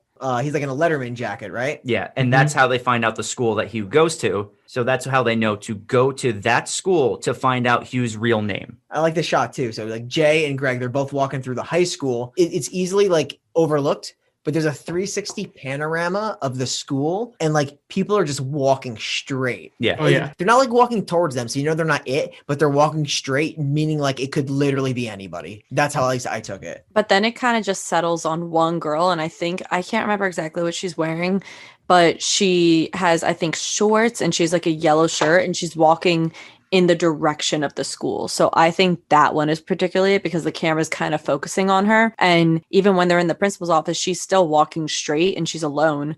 And even as they're leaving, she's still walking that way towards them. So I think that one was it. But that's a good point that you're not supposed to clearly know who it is. But in that instance, I think the camera pans over that particular person enough to where we could believe that that one was it. It really does freak you out though. Like that there's just like limitless possibilities. Yeah. I heard this. I don't know if it's true. Anybody you dream of, you've seen in real life. I've heard people say that, but I don't know. That a myth? I'll say it's true. I heard a myth about Marilyn Manson the other day that blew my world. So I've heard a lot of myths. I want to know. I think Jared knows, so he's laughing. The ribs. The rib removal, supposedly. It's a myth. He did deny that though. Yeah, I've he heard denied it. it. You just heard that. You just heard that for the first time in your life recently. That is correct. That's shocking to me. I heard that 15 more years ago. I've seen him live too. No kidding. I've seen him. Yeah, he's wild, dude. People do get their ribs removed. He was on stilts. Yeah. People literally do get their ribs removed. Yeah. For the reason Marilyn did. I don't know. Oh, I don't know about that. I just like the real life Ken and Barbie, like a couple of them got their ribs removed. So like their waist was skinnier at one point. Jen, I'll fill you quickly on what the story is. The whole story, and it has been confirmed as a myth. He was getting his ribs removed so he can give himself oral. You heard it here first. 15 years after the information broke. Still seems like a lot of effort. I wouldn't know. A lot of effort. I wouldn't know. Like I don't know. Whatever. a lot of effort. Speaking of effort, they do find out that the guy's name is Jeff Redman. Jeff. Like the way it is, like they're like looking and the music's playing and librarian's like telling him, Yeah. pointing it out with the yearbook. So like when they're back in the car, they're like, who is it? She's like, it's Jeff. In this scene too, like Greg in the car starts like touching Jay's shoulder, and you could just tell how like upset this makes Paul. He's like visibly very upset. I literally love the shots of Paul's face. Like, just like so pissed, like this mug on. It kind of reminds me at times of Ben in It. Yeah. Like when Bev gives those glances to Bill, Yeah. but like Ben's just like, ah, damn it. But Paul had his chance and he blew it a long time ago. Yeah. I mean, he went sister hopping, right? Yeah. So now they go over to Jeff's house. They knock on his door and his very sweet mother answers. They ask if Jeff is there. And we now cut to the backyard where they talk to Jeff, who is literally shaking. They're in a circle. I'm not kidding you. I thought they were about to play a game of Duck Duck. Jeff's mom is the form we saw first, which of course I did not pick up on when I first watched the movie. That's the woman Really? the first time we see her. Yeah. Oh, Wait, Yeah. that's the naked woman in the parking garage? Yep. Wow. Did not know that. No, that's crazy. didn't pay that much attention. But the thing I was focused on was that when Jay asks if they can see Jeff and come in, she's like, yeah. And then she turns around and she signals everyone else to come. And I'm like, if I was the mom, I'd be like, oh, you have friends? It wasn't just you? It's interesting that Jay did not pick up on that. That was the girl that was chasing. I know it was kind of a far distance, so it kind of makes sense. She had a lot going on, and that She was first also- scene. Let's give her a break. Yeah, was she, also she's kind very of traumatized drugged. with the being Very, taped to a very chair. drugged. No, Right. I'm not calling it out. I don't. Yeah. I totally get it. It makes Yeah. total sense. I'm not even like. She was I'm not super knocking it. hopped up on drugs. Oh, totally. And she was strapped to a chair. She literally, she's been dropped like the worst thing you can be possibly dropped. Like just hearing that information. Here again, he's just giving them more context on what's happening because he needed to see Jeff. So they're sitting in this circle and he's like, listen, even though it's following you, I can still see it. All you have to do is just pass it on to somebody else. It's the best way to get rid of it. He even says, you're a girl. It should be easy for you. He literally says that. Yeah. And Greg doesn't buy it. He's like, this is just some fucked up game. He thinks like he's messing with her. He's like, I'm not safe. If it kills her, I'm next. It goes straight down the line. Like you mentioned, Jared, it goes down the chain. So like you say, he mentioned it was a one night stand. Whoever gave it to Jeff will now be Yeah, it'd be back followed. to her. Yeah. Mhm. I think now is as good a time as any to mention this. So one reason I love this movie so much is how it turns classic horror tropes on its ear. So in any other horror movie, you see people having sex, they're dead. That's 101. That is in this 101. movie, not only might you be safe if you're having sex, you need to. That's what you need to do. That's why I appreciated this movie when I first saw it. I only just thought about, though, how it's like a double-edged sword to pass it on. On one hand, you need to pass it on to temporarily secure your safety, hopefully. Yeah, But it's horrifying if you pass it on because you lose track of it. Yeah. That's scarier. yeah, Because especially if you don't pass it on, at least you have tabs on it. At least you know it's coming for you, as scary as that is. Mhm. But the second it gets out of hand, it could exponentially get out of hand. That's horrifying. You Which don't is know why I when love that thing's coming back to you. It's why I love the ending of this movie. Yes. Yeah. I which have a we'll- better we'll get ending to. for this movie. So Another thing though, that going off of what he's saying, where it's like you lose track of it, essentially you got to think if people at the beginning never passed it on to begin with, this never would have spread. Yeah. It's that idea of like, if you were the first or second, if you just take the selfless act and let it take you, there's a potential it just dies off and it's gone. But since so many people have now just passed it on, you don't even know how long this chain is. exactly. And then if you pass it on to someone like me, you're just fucked because it's going to come back immediately. Yeah. I'm just like, don't worry, I'll off myself as it's in reach. It's okay. So as they're like in this group, Jeff starts to see like I guess it's a soccer player walking Yeah. towards his way, and he starts to flip out. He's like, "Do you see her? Do you see her?" And they're like, "Yeah. It's a real person. You're good, man." Yeah. It's pretty funny. But we need the confirmation from pretty much everybody but Jay. Yeah. Right. So after they have this whole conversation, Greg drives them out to it's his like dad's like lake house, I guess, or Mhm. beach house. Yeah. What is it? Is it like a lake or a beach or? That's a lake, man. I think that's a lake. Yeah, I wasn't sure. I assume because It's just it kind of water. is alluded to. They're kind of in like Detroit. It could be like, I guess, like Lake Michigan, Lake Erie, whichever one of the Great Lakes is up there. I think it's a lake. So they are now in this cabin, and the sister asked Jay if she thinks she'll just pass it on, just to like, get rid of it. That's like the easiest solution, right? Just like pass it on. And then as like they're talking about this, they don't do too much talking in the scene. It's pretty much like a dead silent scene for the most part, where like Greg just goes in like the shed, finds the gun or whatever. After Jay grabs his gun, they start Practicing. They do target practice. Yeah. Okay. And it's weird because he has like a conversation with her. There's a backstory here that they don't really explore too much. It sounds like they were dating before, or like at least they were fooling around or something. But he's like, I should have been nicer to you. But that's it. Like they don't go much more after that, except for like later on. That's what I'm saying. It's a lot of like alluding to things without fully explaining the kids' backstories. But I think she nails a box of cereal, and I'm disappointed because they should be using something else except for cereal. Who eats a nice box of cereal? That's true. The kids are all sitting on the beach. Greg goes over to a bush to pee when we see someone in the background starting to walk towards them. I would say this is clearly cool because it's almost like they just walk past each other. Yes. Because he's going in sort of that direction, and she's coming. But he doesn't see it. Yeah. So now this was my question that I asked you before we recorded. Is the girl walking towards them Yara? That's Yara.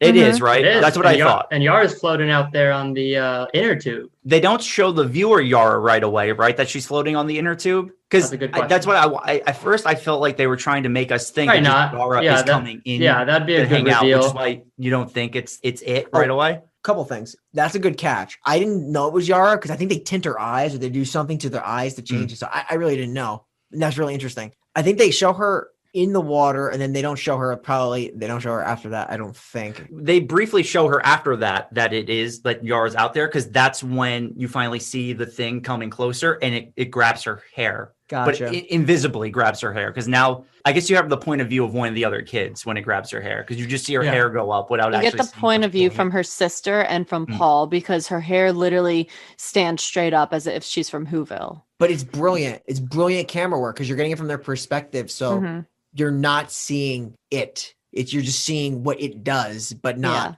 it. And I love that like Paul runs in, actually smacks it with a chair. So now you have learned that even though you don't see it, you can physically hit it and it can physically hit you because it throws Paul across the beach. You know what I thought during the scene, and I get that they don't show this and you're not supposed to, it's whatever. It's not that I expect a character to have seen this, but based on what we know about this thing and how it, people can still hit it and people can see its effects on the physical world, it would displace like sand and stuff, right? It's walking toward them. It would displace sand and stuff, right? Yes, In it theory? I Okay. definitely think so. Yeah. All right, I do too. I also think when you say display sand, you mean like leave footprints in the sand? Yeah. You would see it Totally. affecting the physical world. With how I know this movie goes, I have to say 100% so. Yeah, I would think so too. So after like Paul gets thrown away, they all like run and they all hide in that like tool shed area. The thing starts to like break the bottom of the door. It's Jay has the gun, right? And she just opens fire on the door. Correct. Yeah, she grabs the gun and she just starts to shoot. She misses after a few times, but then I think she does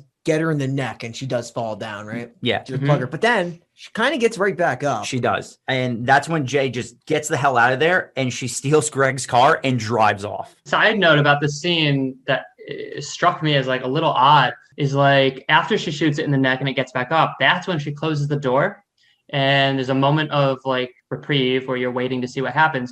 The bottom of the door blows open like it got shot or a little bomb went off. Like it explodes open. It does. And then there's a pause and there's a jump scare when it takes the form of that weird kid. I thought it I took the always form of Paul. wondered. I don't think that's Paul. You could be right. A very like Its eyes again are like yeah. blacked. Yeah, It's I not have a like a question perfect version, but I have a I question thought it did. maybe it is. I was telling Shane this, and I watched this scene, and there's a window on the top right of the shed when it's coming closer to her. I could swore I saw the tall guy again. Yeah, you did. Oh, I think you do. You do. Yeah. Okay, just want to make sure. Yeah. Just when it blows the Confirmed. door open, I just kind of wondered what that is. Because, like, nothing about this thing and how it works and what it can and can't do is clearly explained. But, like, I don't know to what degree it's supposed to have super strength or something like that. I don't know. I really wondered what happened with that door. It You're right. blows open. It did burst. Yeah. I don't know. And we Wondered what that see was. when Paul lifts up his shirt when they're hiding in there, there's like a gash. No, he's clearly like bruised and like, bloody from this thing. So it does put physical effects on people it's not following. Yeah. Right. So, like I said, she's in the car. She's driving down this like cornfield road, but a car backs out in front of her when she's looking back to see if it's following her. So she cuts it off into the corn and crashes and wakes up in a hospital bed. She hears footsteps, so right away she's like starting that panic, like footsteps, and they're loud, obviously, because they're prominent. If there's no one in the hospital, it's just one person walking, it's going to echo. And it's just, a nurse just like walking down the hall, and the camera pans around the hospital rooms. And then like, you just kind of like see what's everything's going on, and then back to hers, and she's having sex. Yes. You can tell she's doing it very reluctantly. Begrudgingly. Like, she doesn't even look at him as it's happening. She just looks away. It's just something that she wants to pass on. Yes. This is it. Yeah. Keep in mind, Greg didn't really see that thing kick the door open or anything, or experience like the brutal strength that those kids just saw. So he's still kind of in the dark as to what this thing can do. Yeah. True. Yeah. So the next day, you kind of see like Greg talking to some other girls, right? That was like, I guess it's like him getting ready to pass it on already to someone else. Yeah, he's like having like lunch or something. Yeah, he's like planting the seeds. What I took from the scene with Greg talking to those girls is not that obviously he's not sleeping with them that instant, but he's planting the seeds to eventually hook up with them so he can pass this on himself so he doesn't have to worry about it. Yeah. I assume he passes it on. I get that you're supposed to wonder.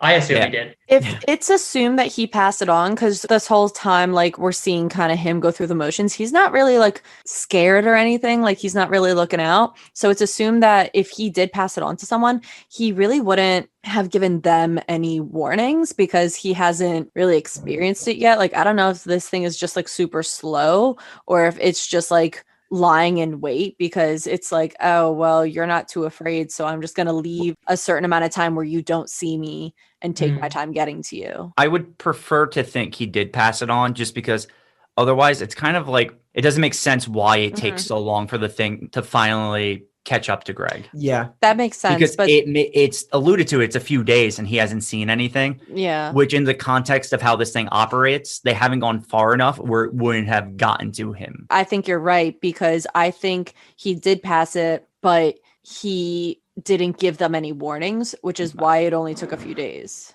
Does that make sense? Like he didn't. Yeah. warn Yeah, no. them. I completely get what you're saying. Okay. With this situation, it's so bizarre. It's like you have to have someone you trust and then have someone that they trust and just line it up and just keep lining it up. Like how else do you, and even then you're going to be nervous. I know I would, I'd be freaking going nuts. Yeah. Because they even show then Greg goes back to Jay's house and the friends are sitting outside and says Jay doesn't want to see anyone. Like you can't go see her. Yeah, not a good idea to see her right now. She wants to be alone. And this is where we're learning like Greg seems to not believe that this is like an actual thing. Because like I said, he hasn't seen the thing. But Paul says like my chair didn't break in the air by itself. Like I didn't push myself on the beach. Yeah, he even says, he's like, listen, something happened, but it's not what Jay thinks happened. And then Kelly's like, well, then what do you think it was? And then he just leaves. He doesn't even answer the question. Yeah. And then we cut to the nighttime where Jay's looking out her window and she sees someone breaking into Greg's house. So question here. Does anybody know who this is breaking into the house? Is this someone? No, I don't know. I thought it looked like Greg, but I thought it was Greg I don't think too. it is. I don't think it is. I thought it was No, Greg too. You know why I think it's Greg? Because she's seeing it. He's not seeing it.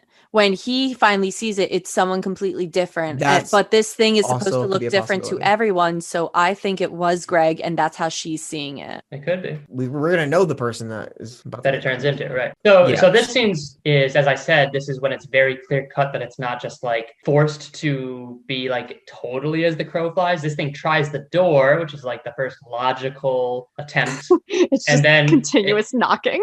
Yeah. And then it obviously finds a tool to an extent, right? Like a rock or whatever, or a brick. It finds a tool. So it's clearly able to at least do things to that extent. So that's interesting. Yeah, that is interesting. It's like there's some sort of intelligent, sentience there to make him make that logical leap to get the rock to break the window. Right. So when Jay sees this, she calls Greg, but Greg does not answer. So she runs out of her room and she runs into Greg's house where she sees a woman knocking on Greg's door. violently knocking on Greg's door. I mean, she bangs for a while. First, she says, Greg, don't open the door. Do not open the door. But I don't even think he could hear her. He opens the door. He's like, thinks it's his mom. And then she just pounces on him. Yes. So it is his mom's form. That's his mom. It is. No, it is his mom. Yeah. So it's just interesting. Again, that's another insight into did he do that on purpose? Is this thing as smart as Hugh suggested it was in the beginning? Because, like, sure, it can take the form of a stranger peeing on your kitchen floor, but it also could take the form of someone that lives in the house, same house. Exactly. So that's interesting. Do you know what's interesting here for me? I don't think we've seen it actually attack yet. No. Yeah, this was weird. Actually, this is the only death scene like that in the movie. Yeah, that we see. Yeah, that we see. And it pounces from a few feet away. So that begs the question of how close does it have to get in order to act like that? Exactly. Because it didn't pounce on Jay. It grabbed her hair. Grabbed her hair, exactly. And we have no idea what it did to the girl in the beginning, what or how it did it. So it's scary. It makes, when you guys were talking about how casual Hugh was in the beginning, letting it get super close to her in the wheelchair, it's like that could have been the end for both of them. To be honest with you, I actually legitimately, you could check. I actually have children now because I'm just thinking about like the beginning scene when she's waiting on the beach. She's actually just waiting for it to come to her and just kill her. Like, you just imagine that. Like, she's just waiting for it to come and get her. It's actually terrifying. Yeah, and I'm kind of confused with how it kills him because it has like a close-up of the crotchal area where they both have clothes on that area, but it's really weird. And she's just on top of him and she's holding his hand and they have a close-up of her holding his hand and there's like this goo on it. It's really weird. No, it's the dry hump of death. It is weird. That's called preventing an NC-17 rating. The clothes on the... That's true. I assume that's what it is. Even though, like, her boobs are just, like, full out. They are, but, like, there are weird rules and parameters about how movies get rated. There's literally a quota of F words that you can say, and, we'll let you have one full frontal male nudity. Exactly. Like, it's weird. So, I don't know. It's always been freaking weird, dude. It's always been weird. We reviewed movies that are PG-13. Like, horror movies are PG-13. They just don't hit like movies that are R. For me, at least, I think you get a better experience with R. Not only because of like cursing or something. I just think because of the more violent nature of horror movies, you can get away with more and make it creepier. PG-13, it's just like a little... It's more, in terms of the subject matter of what the movie is, you can make it more realistic. Like we just talked about Black Christmas 2019 in terms of it being PG-13. The kills in that movie there's no blood, which is a very unrealistic portrayal of a slasher movie. Yeah, it limits what you can do with kills. And ratings have gotten more flexible as time's gone on. Like they get away with way more than they used to. Jaws is famously PG. Yes. Jaws from 1975 or whatever. That's PG. So they keep getting away with more and more. There was no PG-13. Right? Well, yeah, because that's the thing. One of the big ones they always mention is the first Indiana Jones is PG, and a man's face literally melts at the end of that movie. Yeah, that's true. Which, like, that movie would be rated R strictly for that scene alone now. Of course. After this weird death scene of, like, Greg got dry humped to death, there's some goo there. Right. A little society goo. There's some definitely goo there, but like then there's the shot of him just like dead on the floor. Yeah. It's like his life force has been drained from him. Yeah. So she leaves. Like Jay just leaves, and she kind of falls asleep on the hood of a car. She goes in the middle of the forest, right? Yeah. You know what's interesting about the hood of the car thing is I remember thinking when I watched the movie for the first time. I don't know if I had the time in the theater it probably just happened like that, but I don't know if I had the time to really think about it, but in the moment, it seemed natural. It seemed logical for her to get on the hood for some reason. Maybe it didn't seem logical, but it didn't strike me as odd. Yeah. As far as strategy. And then I don't know if I've been influenced by watching people talk about this movie or talking about it with people.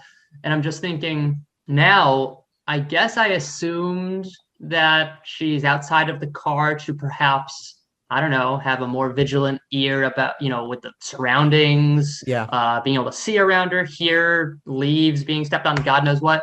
And now I'm thinking you'd be safer in the car because at least maybe you have the chance the split second it breaks a window or tries to get in your car that you'd hear that. I don't know. Just like weird strategy. Or it just like taps on your window aggressively. Of course. Yeah. I don't know what the better strategy is in all honesty, because if you're outside, you don't have quicker access to drive, but you have enhanced visibility. That'd be the only thing I could say why she's doing it. I don't agree with it. I'm just saying that'd be the only thing I could think why she's doing it. Yeah. But she falls asleep. So She Yeah. falls, I don't know. So the next day, though, she goes to the lake and she sees a boat in the middle of the lake with a group of, I believe it's 3 boys. And No, they're 3 old men. those are old guys. no, I think They're supposed to not be old. teenagers. No, they're I not thought. old, but I thought they were more adults. I thought they were teenagers. Yeah, I think they're supposed to be like No? low 20s, maybe didn't- teen. It didn't look like it to me. Those looked like men to me. They're pretty far off. Because I thought one of them had a gut. In any I mean, you case, could have a gut as a 20-year-old. she has a lot Nah, of confidence. She's yeah, just but swimming out there. Yeah, but like a gut as a 20-year-old just looks like smoother and your skin looks slightly glossier. Like his did not. They looked like they were like a parent age. Because after that scene, she's crying. Well, I mean, she'd be crying regardless if they were older or not. All right, so let's just go into it. You see her take off her clothes and well, not her full clothes, but she swims out into the lake and then it does cut to her crying. Now, the thing is, you don't know if she did sleep with them or not. You're supposed to assume she did, but it's not really ever stated that she definitely did sleep with them. You know what's crazy about this? And I'm just thought about this now. This thing is technically raping her, if you think about it. Mm-hmm. You know what I mean? Because it's forcing anybody who gets it to have sex to survive.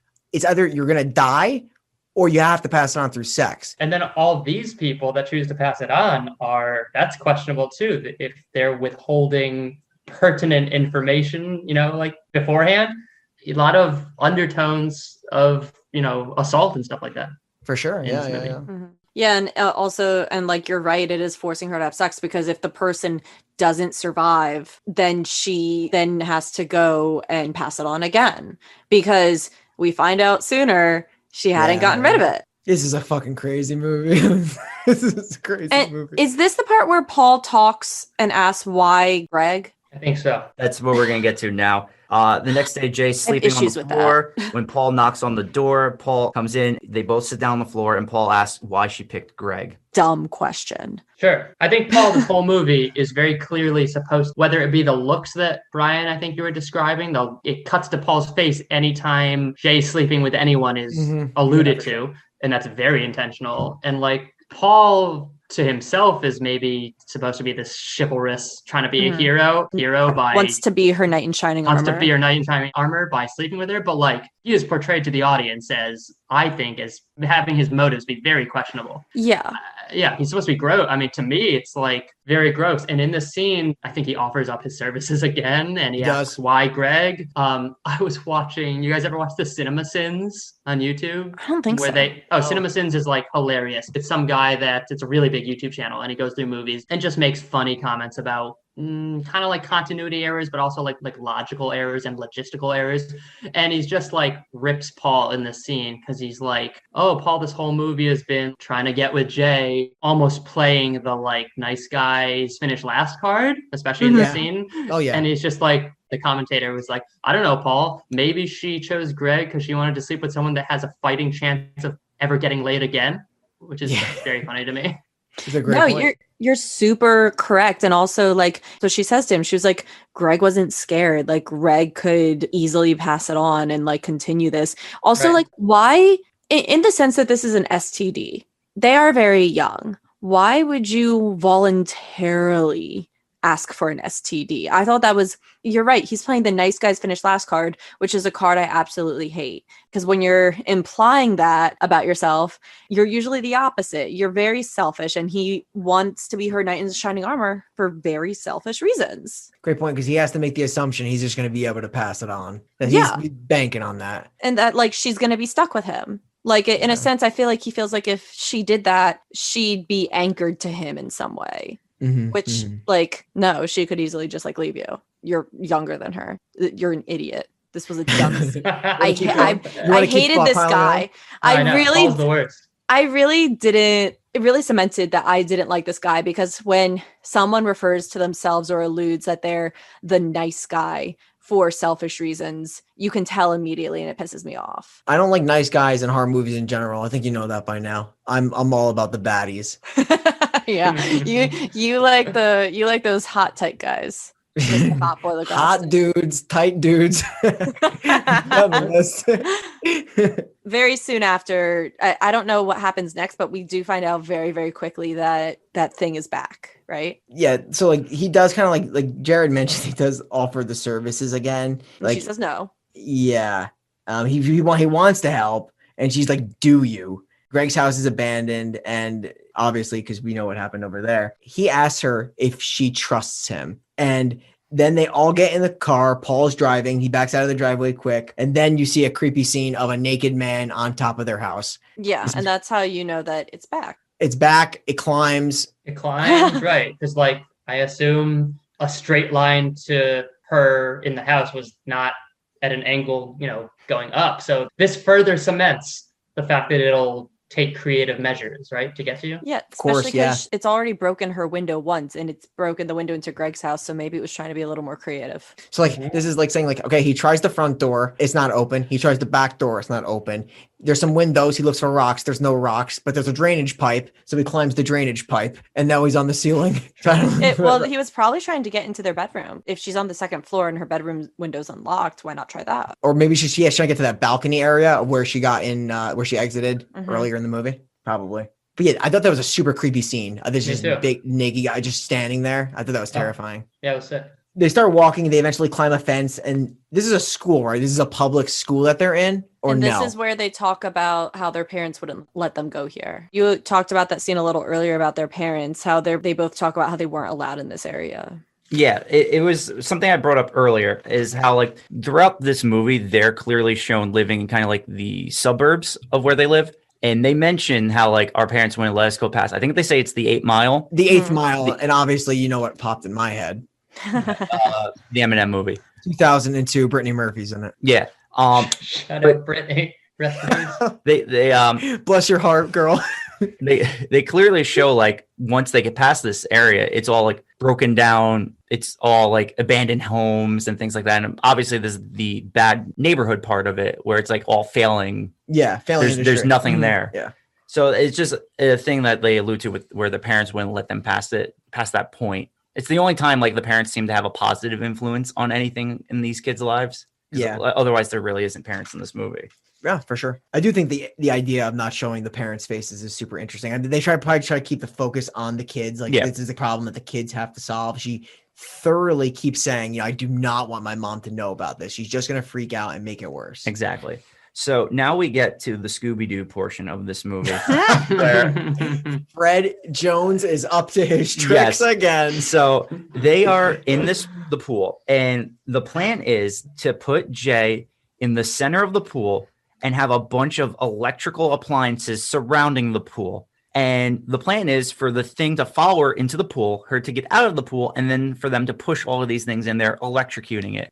Now, this plan is awful, but I don't fault that because these are kids in high school. I can picture this being a plan for kids in high school to come up with. And she has to have a lot of faith in her friends to do this, to be honest with you, because those electrical appliances are pretty close, and a fuck up is like, she's done. That's what I'm saying. It's a terrible plan. It's awful, but I could see kids being like, this is the best solution to this problem at this point in time. That's why it's not the worst. Not the worst idea they could have come up with, to be honest. Honestly, they don't know how to kill it. So like what else could you do? Guns are not getting it done. So like, what do you do? They try that again, though. I mean, once Jay is in the center of the pool, like this scene is incredible because she's waiting there and like nothing walks in. But when she walks in and says she sees it, her sister asks her, what does it look like? Yeah. And she refuses to tell her sister what it is because when we finally do get to see it, it's their father.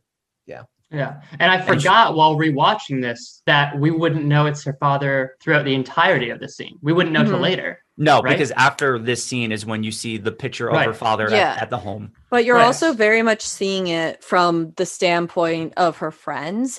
Even the small times where you see it attacking, you don't fully see what it looks like. They show it like towards like the middle of this fight scene very briefly where you have to actually be like, what does it look like? And you have to pay attention to that. Yeah, you're like, is that Rick Grimes from The Walking Dead? Because that's what it kind of looks like at times. But other than that, like, yeah, you don't know who it is until the next scene. You just know like she doesn't want to tell them. But this thing, like we said, is not dumb. So it just starts pelting her with the objects around the pool. And this is my question. Does that mean this plan was never going to work to begin with? Yeah, because Jay didn't die. Yeah. That's where I have like questions. It could just mean that the electricity on those plugs isn't on.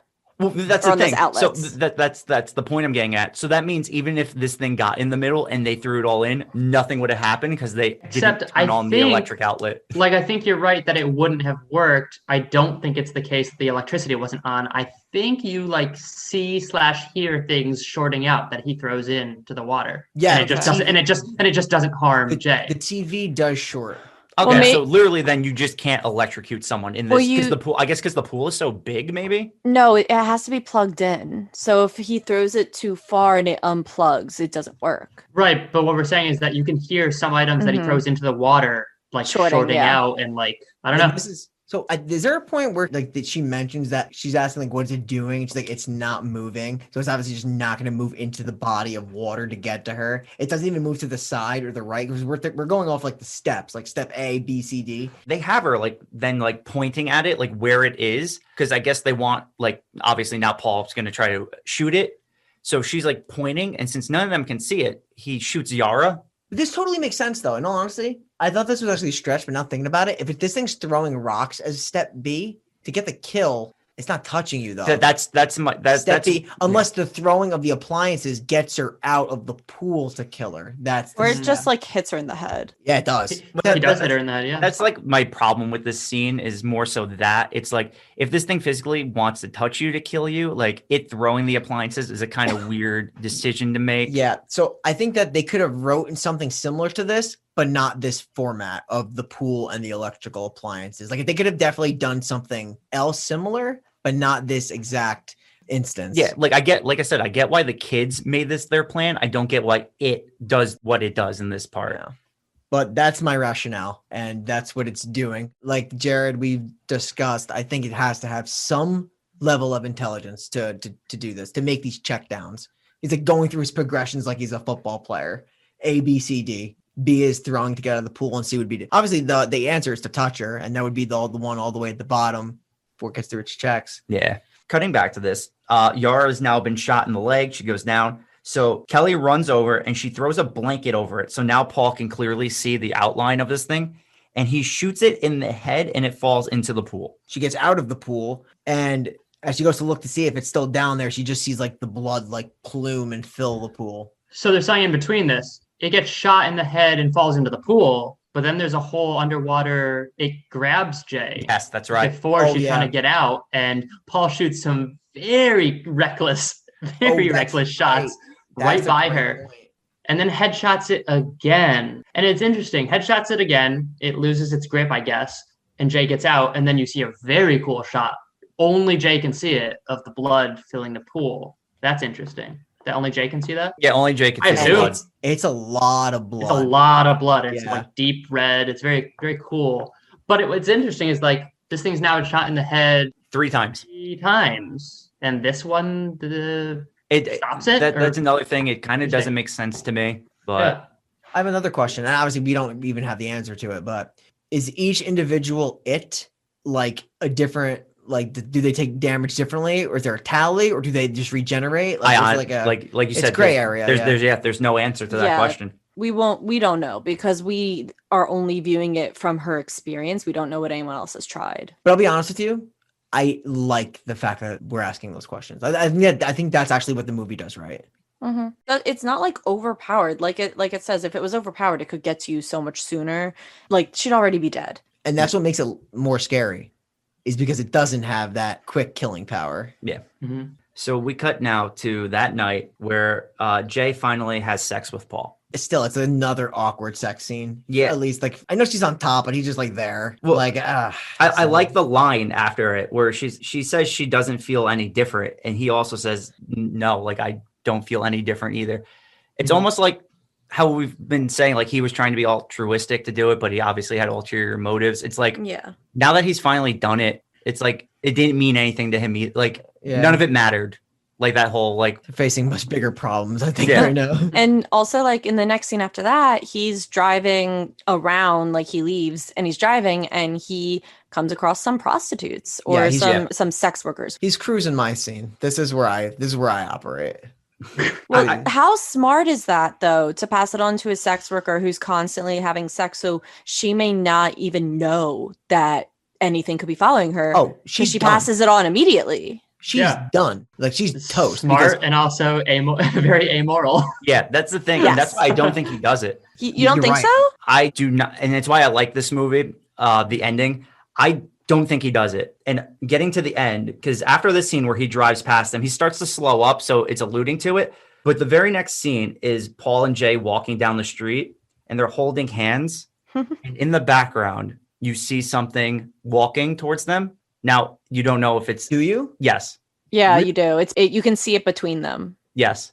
And that's why I love this, because... Oh, then he definitely didn't do it. Unless she died, but... Well, that's the thing. You don't know. But the way I took it as is that he didn't do it. And together, that's why they're holding hands. It's not that they're like in love now or anything. It's just they're going to handle this together. And it's why I liked the end of this movie. You know what life now. It's like this is it. They're not going to pass it on. They're just going to deal with this themselves for like the rest of their lives. Like the girl in the beginning just went out with it. Yeah. You know what I wish how it would have ended? Like, this was cool and all. I didn't like the end, but my rewrite for this would not have to change anything that happened initially, but have them just walking and have the thing like be in the distance behind them, but then cut to Jeff in his kitchen or something, or out doing something, and then have it behind him. Oh, like go down the line. So it's like they're already taken care of. So not even show how they died or what happened, because they're together. And when we were with Jeff was like, we shouldn't even be in like the same place, like, because I like that. So I would have liked if it appeared to Jeff at the very end, because then it's like, well, they were both offed. That would be cool. Like that. And I love the ending as it is, by the way. Me too. Well, first of all, wait, Brian, you didn't see that it ambiguously shows in the background someone following them? I didn't. That's the genius of the show. I know. I'll tell you why I didn't see that. And I've seen this movie like 3 or 4 times now. I thought the POV shot behind them was it. When the last shot you see, the last shot you see is them walking, the backs of them. The camera is it could be.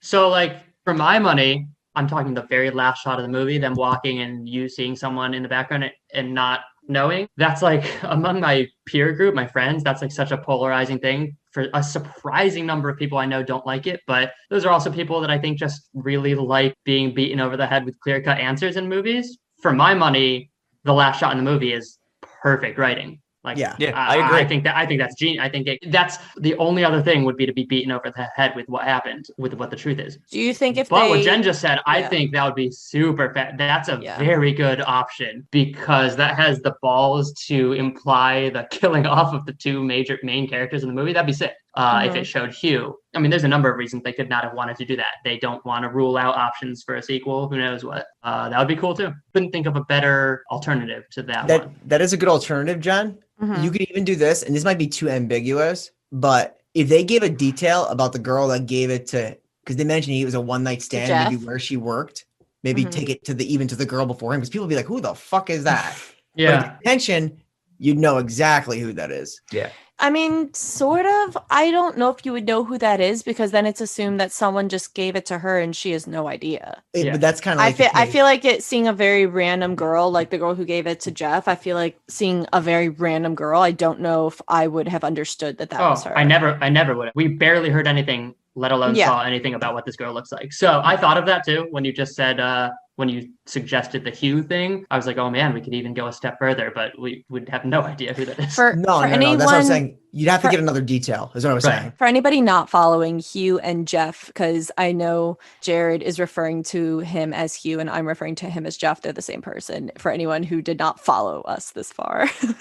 But yeah, that's It Follows. Yup. Yeah. A wild movie. It is a great movie. And I think Jared hit the right word. It is a polarizing movie, because if you look on just say like the IMDb, you use your friends, like your peer group, Jared. I look on like the IMDb and great reviews. great reviews. Great and reviews. yet everyone I talk to, yeah, like a good half of them are like, that movie sucks. I People have think close friends. Yeah. It's a running, and I don't care. I mean, movies are subjective, but I have very close friends that it's a running joke that I like It Follows. They literally, they'll rib me for it. Periodically, they'll be like, you might like this movie, and they'll send me a link to a movie that has like 0%, like it's a terrible movie. And they're like, you like It Follows, you must like this. And I think the joke's funny.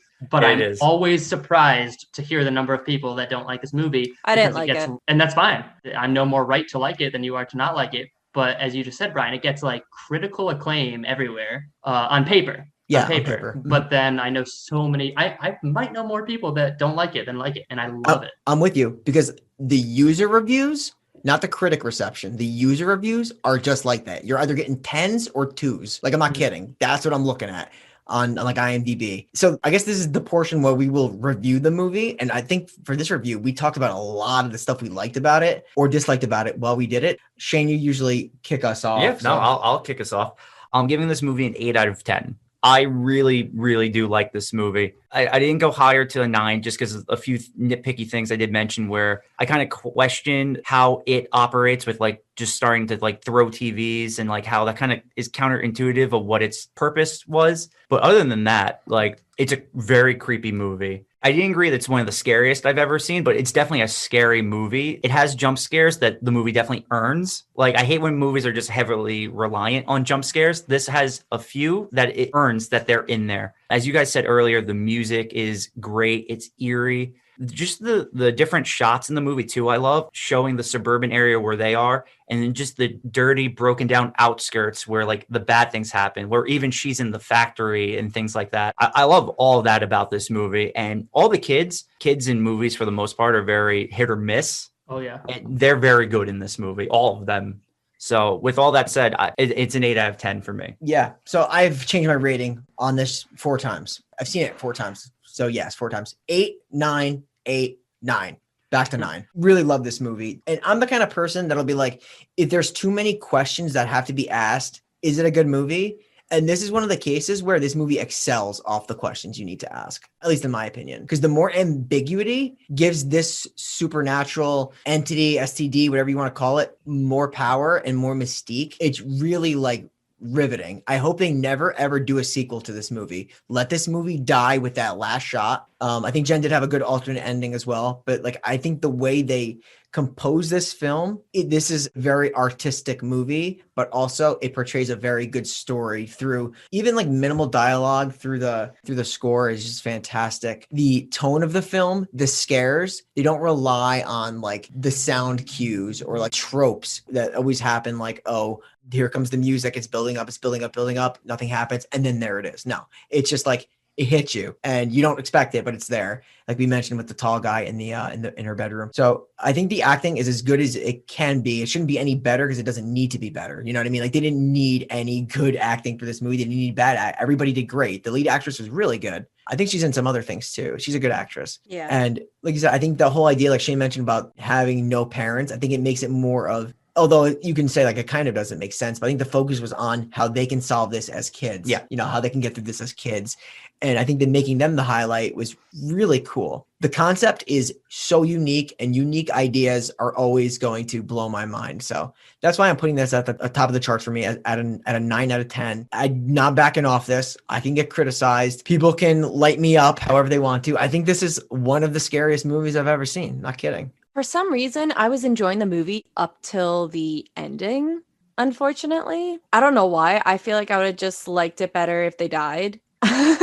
I don't know how that would have made the movie any better for me. I just didn't, like, I just started to wonder, oh, how are they going to beat this? It kind of feels like, to an extent, it's dragging now when, like, the pool fills with blood at that point before the whole sleeping with Paul thing happens. I kind of started to feel weird about it. I was like, I don't know how this is going to end, and I have a feeling I'm not liking where it's going. I don't like that her and Paul are fighting it together. Like, I thought that was really dumb, that she just kind of caved and gave in, and he's not passing it on either when he's had a good opportunity to pass on. I just didn't enjoy the end. The end didn't sit for me. I thought, like, adding an extra scene, like the scene with Jeff, and it, like, being, like, in the background of Jeff, would have been better. Maybe that would have helped it for me. I don't know. I'm giving it a solid 5. I enjoyed it up till the last 20 minutes, but the rest of it was good. I love the concept. Don't really mind all the questions about the thing following them. Those don't really bug me that much. Just like I didn't enjoy the end. I'm one of those. And I know Jared's review's not going to be like mine. I have a feeling that he's gonna be on the same side as both of you, which I'm fine with. I understand why you guys love this movie. None of the qualms you have with it, Jen, I can argue. I mean, again, it's subjective. I don't think you're wrong. The most pretentious thing and the thing I despise about like movie critics are like, oh, how pretentious is it to say like someone that doesn't like something that you like must not understand it? That is the worst. I do not feel that way at all. I do quite like this movie a lot. I would definitely give it an 8. I was thinking 8 before you guys even said that, before you guys gave it your scores. That just seems like a good place for it. Only thing keeping it from being higher is like, there's a handful of movies I've seen in my life where the credits have rolled and I like turned to whether it's my brother or whomever's in the theater with me, and I've said that was a perfect movie for my money. And I could name you guys a small handful of movies so 9s and 10s have got to be reserved for that. Original plot, not only original, but I mean, there are a lot of original plots to be made, but not only original, but super interesting to me.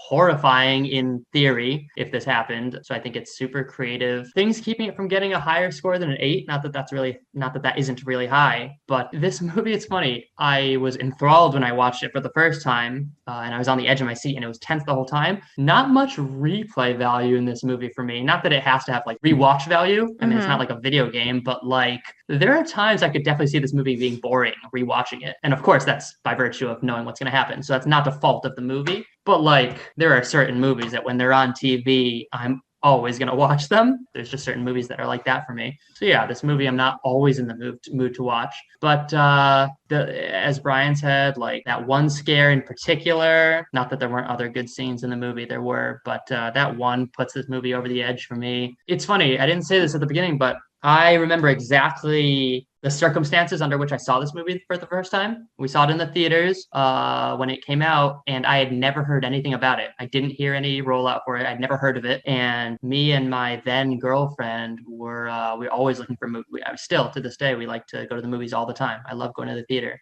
And I was at work, and she was like, "This is what's playing. How about this movie, It Follows?" I don't know if I even watched the trailer or just looked it up on like movietickets.com or whatever. And I remember thinking, I was like, this movie looks horrible. I've never heard anything about it, so there's no anticipation for it. And the poster looked a little wonky, and like I'd never heard anything about it. So I was more than prepared to watch a bad movie, which is fine by me. I see bad movies all the time. But then I saw this movie and I was so psyched on it. So 8 out of 10. Yeah, I'm with you on that, actually. I actually didn't even know this movie went to the movie theaters. Me either. I thought it was like straight to DVD. Jared, I always like look at like art. Is like the art intriguing and is like the synopsis of the movie intriguing. And I'll be honest with you, I didn't think either were. Like I didn't. But the ratings were good. I watched this around the same time I was watching Green Room. Yeah. I watched them like back to back. And I'm like, this is a freaking treat because these are both great movies. And like, I did not expect much from either. But yeah, so the marketing wasn't great, I don't think. I think it flew under the radar, but it was a treat if you liked it, because there is definitely a handful of people who don't like this movie. For sure. All right, Jared, this is the part of the podcast where we open our Necronomicon and our Book of the Dead to allot a space for a name of a character that we either thought had the best death scene, added the most to the movie. We loved their character. We hated their character. There's really no parameters. It's just someone who you may have resonated with in this movie. It has to be a person or an animal of some sort that was alive and is now definitely dead. We can do an honorable mention, but we are now open for recommendations from It Follows to add to our Necronomicon. Gentlemen, do we have any nominations? Okay, so this movie, 2 people die.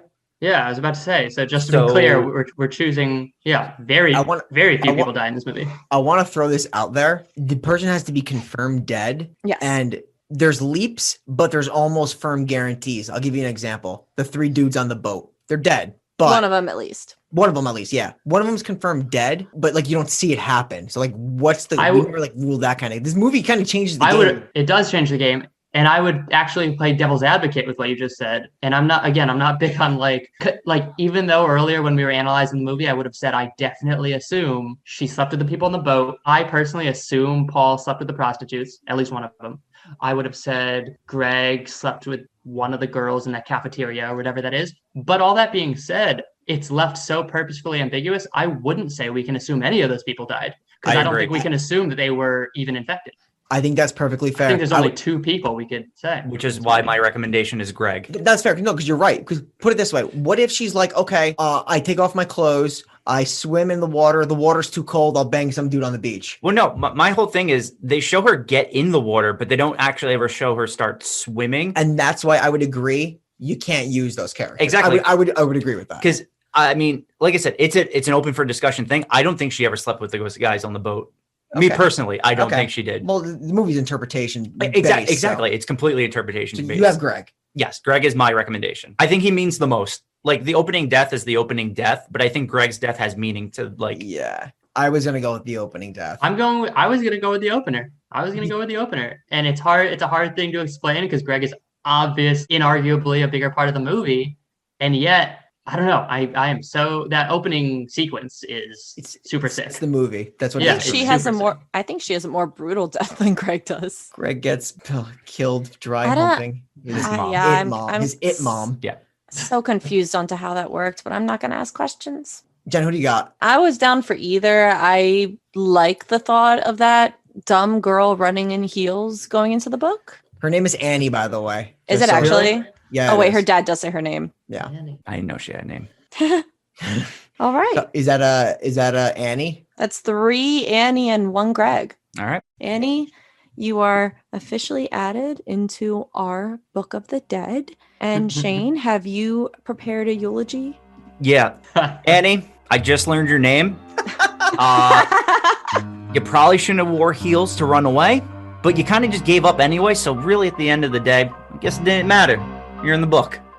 Nice. I'll be honest, I had a better one planned for Greg. He was probably sitting. We can't tell.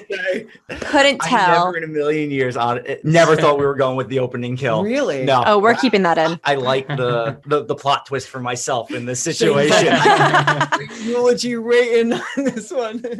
It's all good. I 10 out of 10 eulogy. It off the top of my head anyway. Yeah. She didn't deserve a full eulogy. Shane, do you prepare? No. One every time and you guess who it's going to be? It's on the spot. No. So for this one, because there's so few. Only 2. Right. I was like, we're going to go Greg. I got you. I start thinking about it at times while you guys are talking. So I'm like just thinking what to say. And then everyone threw this girl at me that I know nothing about anyway. No, neither do I. Yeah. But her death was moving to me. It was just shocking. No, it was very shocking. That death scene is awesome. Yeah. Absolutely awesome. They both are. Her poor legs. And now no one's ever going to get to wear those red stilettos again. That's okay. What issue? No one should ever run in them. Talked about the stilettos for like 20 minutes. They're a bigger part She's of our an podcast idiot. episode than actually it following people. Yeah, because who the hell runs in fucking stilettos like that? Bryce Dallas Howard in Jurassic World. I jump out of bed and that's my first option. Like, oh, let me grab my stilettos, not my slippers, not my sneakers. That I only own heels. Like, what the fuck? Jared, stupid. thank you so much for coming on. We really appreciate it, brother. Thank you. Thank you for joining us. Thank you guys. It was my pleasure. This was a blast. Jared, what's new? What's going on with you in 2021? And where can people find you? I'm around. I'm out there. With this COVID world, music stuff's very different. I will not have played in front of people in a year come March.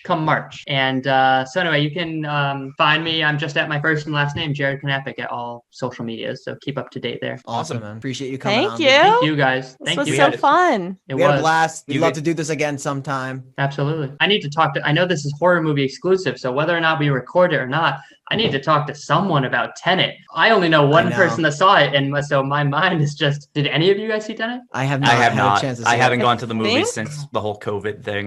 Is that that's a new one? It was supposed to revive theaters. It was a Christopher Nolan movie in August. Is it out on? It finally comes out on home platforms in a week. Okay, so next month. Maybe we'll reserve that one for you. Well, we can't. It's not a horror movie. Yeah, horror movie. Oh, I just need to talk to someone about it. Yeah. My mind's in a pretzel. It's the most confusing movie I've ever seen in my life. What type of movie is it? Time travel-esque, but not futuristic time travel. It's right up there with all of Christopher Nolan's movies. So if you've seen Interstellar, it's got some of that in it. Got some The Dark Knight, all those movies. Yeah. Okay. He's got a style, man. I get it. He's got a real style. He really does. All his movies are very similar in the way they're shot. Yeah, for sure. Oh, it's very Inception, except I didn't find Inception that hard to follow at all. Inception's very logical to me, even though everyone talks about how confusing it is, and I get that it could be. But this movie is, I don't know what the hell happened. But I digress. What is it? You know, my favorite Christopher Nolan movie is actually Memento, believe it or not. The movie's amazing. You're an old school. You're an old school fan. I mean, to be fair, I love Insomnia with Robin Williams. Me too. Which is another old Nolan film. Old school, yes. This movie looked interesting. Jared, when I watch Tenet, I'm going to hit you up so we can talk. I just need to vent to someone.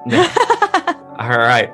With all that said, we are the final podcast signing off, and we will see you next week in an Antarctic base. With stilettos. Yeah, because we're reviewing The Thing.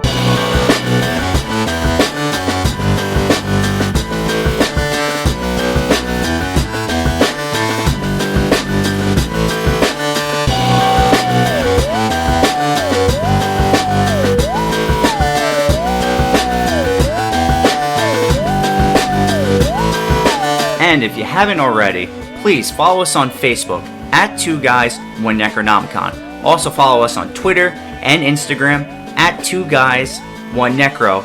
Also, if you can, and if you listen to it on Apple Podcasts, please throw us a rating on there. 1 star, 5 star, whatever it is, just let us know your feedback. Thank you very much.